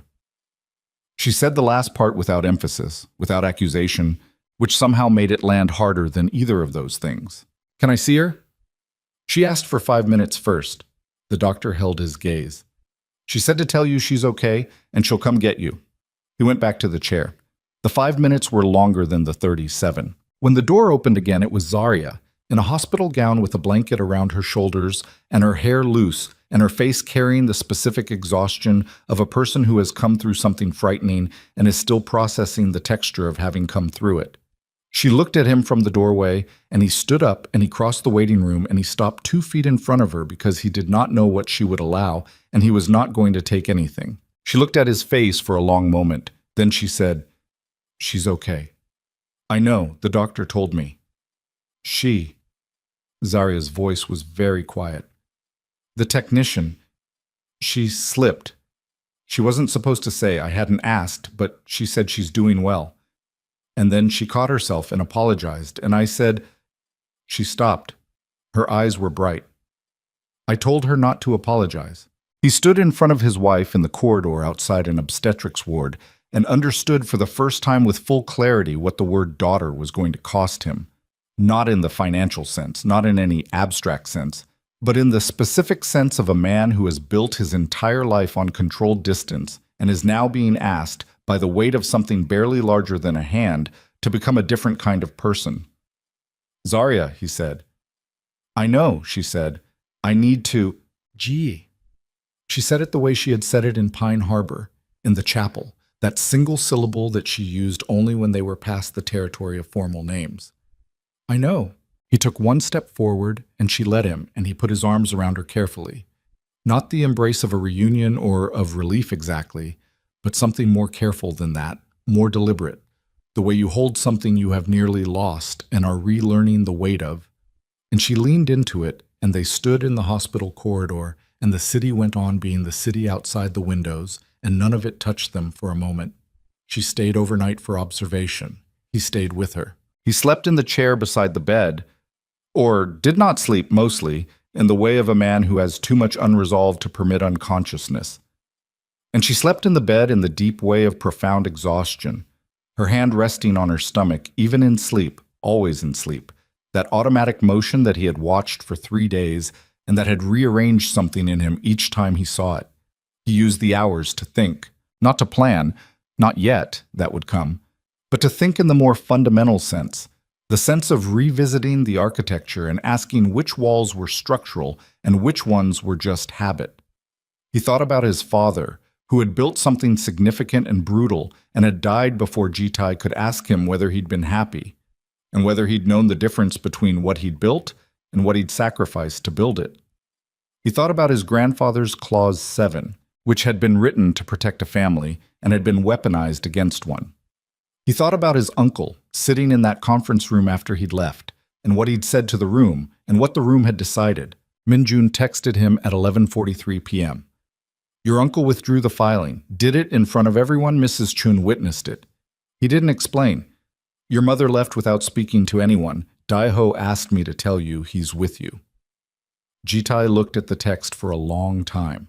Then he put the phone face down on his knee and looked at Zarya sleeping and thought about what it meant that his uncle had withdrawn, and whether it was enough, and whether the question of whether it was enough was even the right question.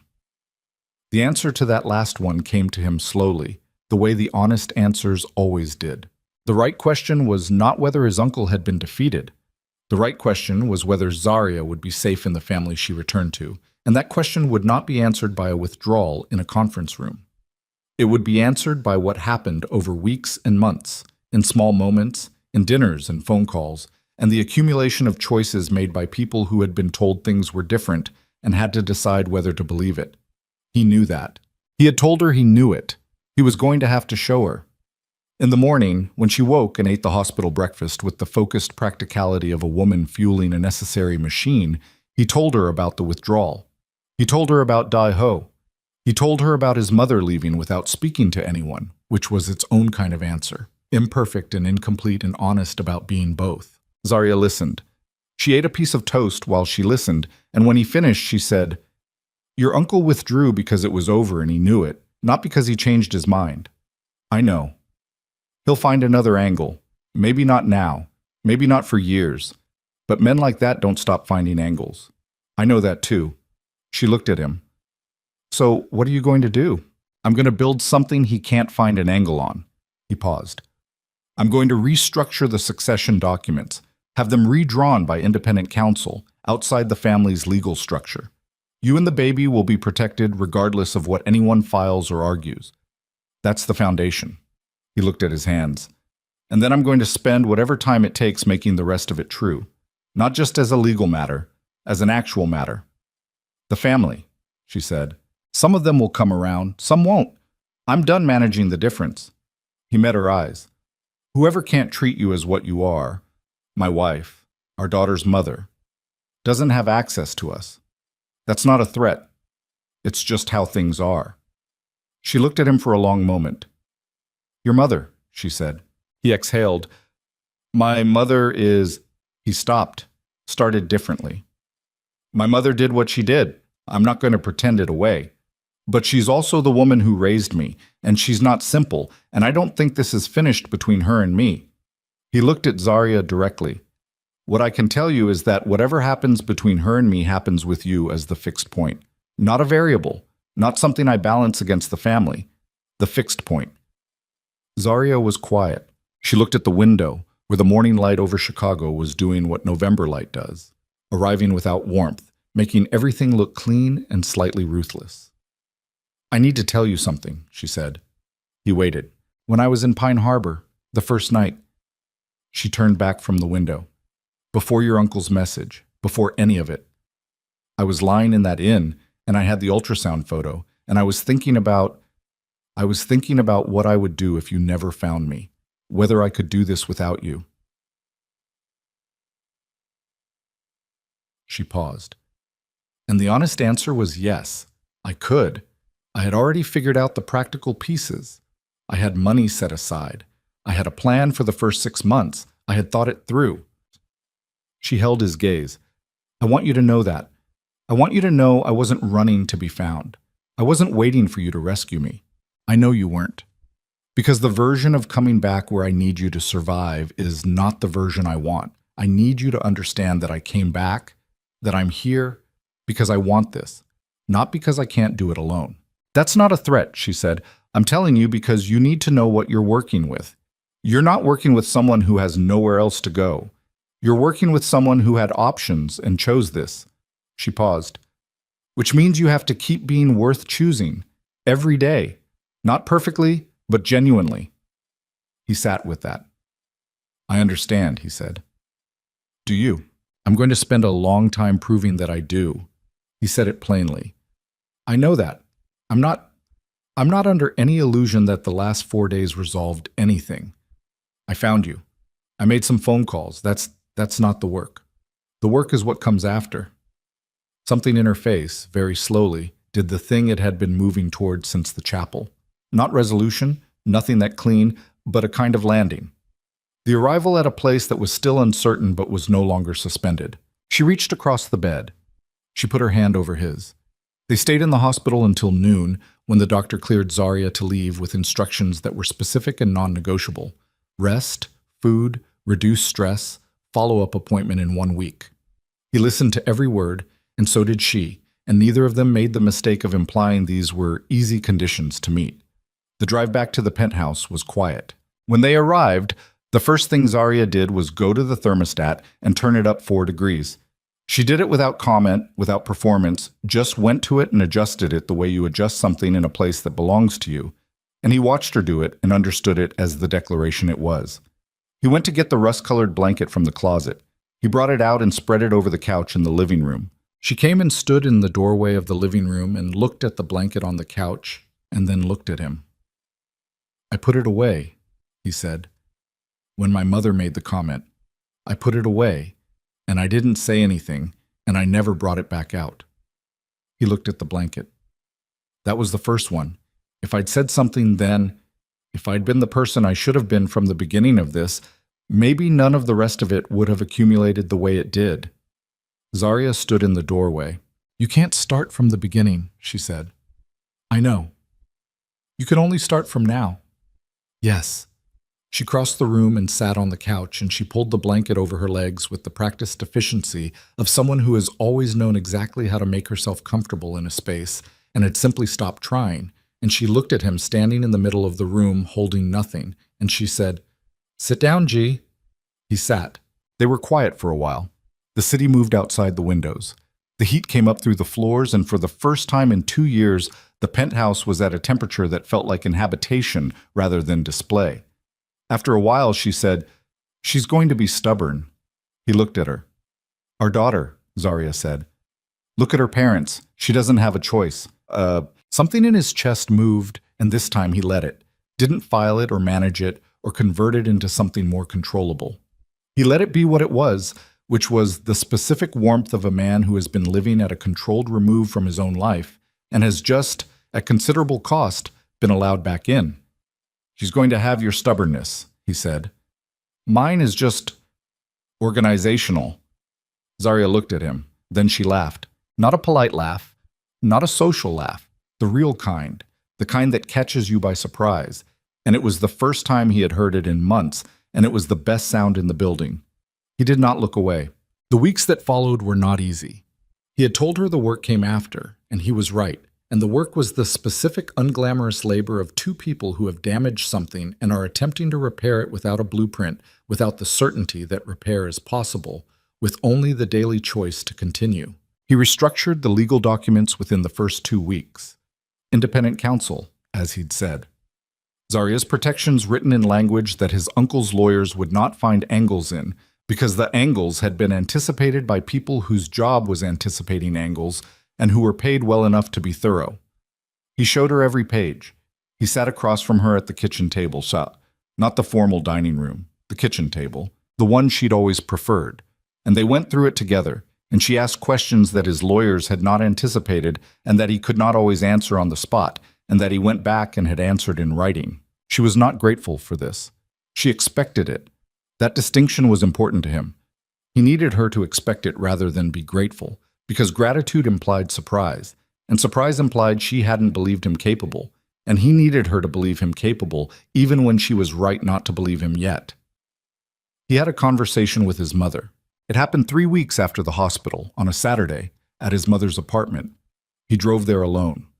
He sat across from her in the living room where he had grown up, understanding the language of this family's expectations, and he told her directly, not with anger. The anger had burned off in the elevator at his uncle's building, and what replaced it was something harder and more durable, what the terms were. His mother listened. She was not a woman who accepted things she did not agree with. She had never been that. And she did not agree with everything he said. She said so. She said she had made decisions she believed were correct, that she had acted to protect what she understood as the family's interest, that she did not believe she had been wrong to do so. He said, "I know you believe that." She said, But I'm telling you what the future looks like and what place you have in it. You don't have to agree with my marriage. You have to treat my wife as my wife. Those are different things." She was quiet for a long time. Then she said, "She's stronger than I gave her credit for." He said, Yes." She said, "That was not a compliment when I thought it." A pause. "It is now." It was not a resolution. It was not forgiveness or full acceptance, or the warm family arrival that does not exist outside of simpler stories. But it was the beginning of something that was real rather than performed, which was more valuable and harder to come by. His uncle he handled differently. He did not have a reconciling conversation with his uncle. He had a business conversation, conducted in formal terms, in which the parameters of his uncle's ongoing role in the organization were made explicit, and the parameters did not include access to Jitai's personal security operations or to any information about Zarya or the baby or the household. His uncle accepted this with the composure of a man who has lost a round and is already thinking about the next one. Jite accepted that about his uncle.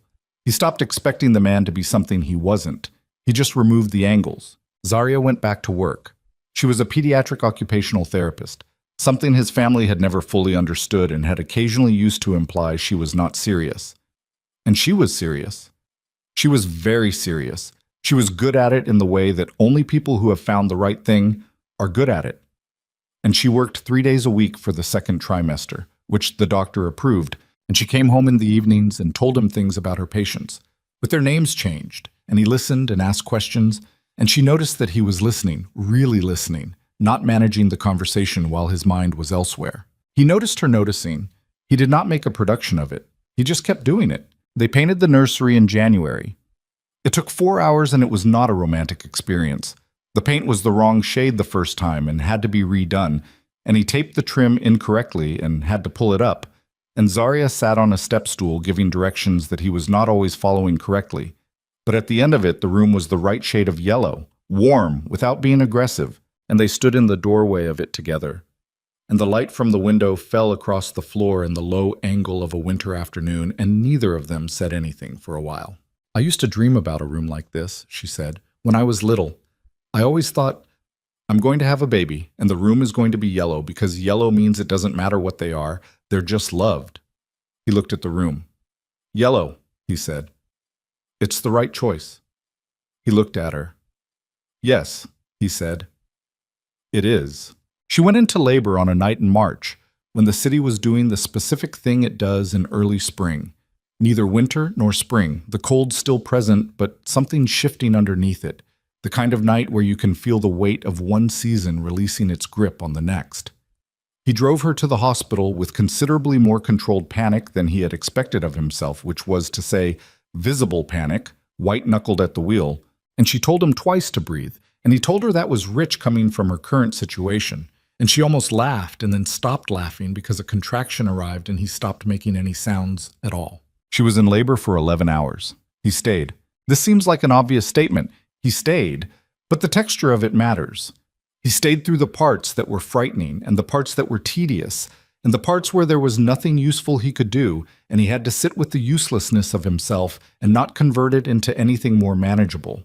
He held her hand when she wanted that, and moved away when she wanted space, and got ice chips and adjusted pillows, and said the wrong thing twice, and she told him it was wrong, and he stopped saying it. He stayed. At 4:37 in the morning, their daughter arrived. She was furious about it. The sound she made when she entered the world was not gentle. It was indignant, the sound of someone who had been perfectly comfortable and resented the disruption. And Ji-Tai, who had not cried as an adult in any context he could recall, stood 3 feet from the table where the nurse was working and felt something give way inside him that had no structural purpose, was not a wall and not a gate. Was just something he had been holding that he no longer needed to hold. They put her in Zarya's arms. He watched Zarya's face. He had seen her face in the chapel, in the diner, in the hospital, in the conference room corridor, across the kitchen table. He had seen every version of her face that the last several months had produced. But the face she made when they put their daughter in her arms was not a version of any of those. It was something new, something that had not existed before this moment, and it was the most honest thing he had ever seen in his life. She looked up at him. He came to the side of the bed. She put the baby in his arms. He had been afraid of this, not of dropping her, not of the physical reality, but of the moment, of whether he was the person this moment required. He stood with his daughter in his arms, and she was small in the way that all new things are small, with the potential for enormity built into every cell. And she had Zarya's mouth and his father's brow line and her own entirely novel expression, which was the expression of someone who has just arrived somewhere and is reserving judgment. He looked at her for a long time, then he looked at Zarya. "She's real," he said. Zarya said, "Yes." "She's—" He stopped. There was no sentence that finished correctly. "I didn't know it would feel like this." "Like what?" He thought about it. About the precise nature of the thing he was feeling, standing in a hospital room at 4:40 in the morning with his daughter in his arms and his wife watching him from the bed with the face she made when she caught him being human. "Like I finally have something worth being afraid of losing," he said. Zarya was quiet. That's the most honest thing you've ever said to me, she said. I know. Don't lose it. I won't, he said. And then, because he had learned enough about honesty to know when the simple version wasn't sufficient, I'll spend the rest of my life making sure of it. She reached up and touched his arm, lightly, where he was holding the baby, and the three of them stayed in that configuration for a while. The city outside doing whatever the city does at 4:40 in the morning, indifferent and endless. And inside the room, something small and complete and hard-won settling into itself like a house after a long winter finally allowing its bones to rest. Months later, standing at the window of the penthouse with snow beginning again over Chicago and his daughter asleep on his chest in the specific boneless weight of a child who trusts completely, Jitae would try to locate the moment when he had changed. He would look for it the way you look for the first crack in ice, trying to find the specific instant of alteration. And he would not be able to find it because it had not been an instant. It had been an envelope in a drawer, a drive through flat country in winter, a woman in a chapel who had not pulled away, a phone call he should have made 2 years earlier, a blanket on a couch, yellow paint on a wall, 11 hours in a room staying. He had not become a better man the night he found the ultrasound photo. He had started to. And starting, it turned out, was its own kind of courage, the kind without glory, the kind that required repetition, the kind that his daughter would learn from watching him practice it imperfectly across the long, ordinary years ahead. She made a sound in her sleep, small and involuntary, the sound of something dreaming its first dreams. He put his hand on her back. She settled. Outside, the snow fell on Chicago. On the 42nd floor of his uncle's building, on the inn in Pine Harbor that had never been told the end of the story, on the small clinic in Wicker Park where a nurse had once let a woman sit in a chair and cry for 10 minutes without interrupting, and it covered everything with the same even, unhurried weight. The city did not care. But inside the penthouse, at the window, in the warm, it was always warm now, Kang Ji-tae held his daughter and listened to his wife moving in the kitchen behind him and understood, with the full weight of a man who had spent his life building the wrong things, that this was the only structure that had ever mattered. He had almost missed the heartbeat. He would not miss what came after.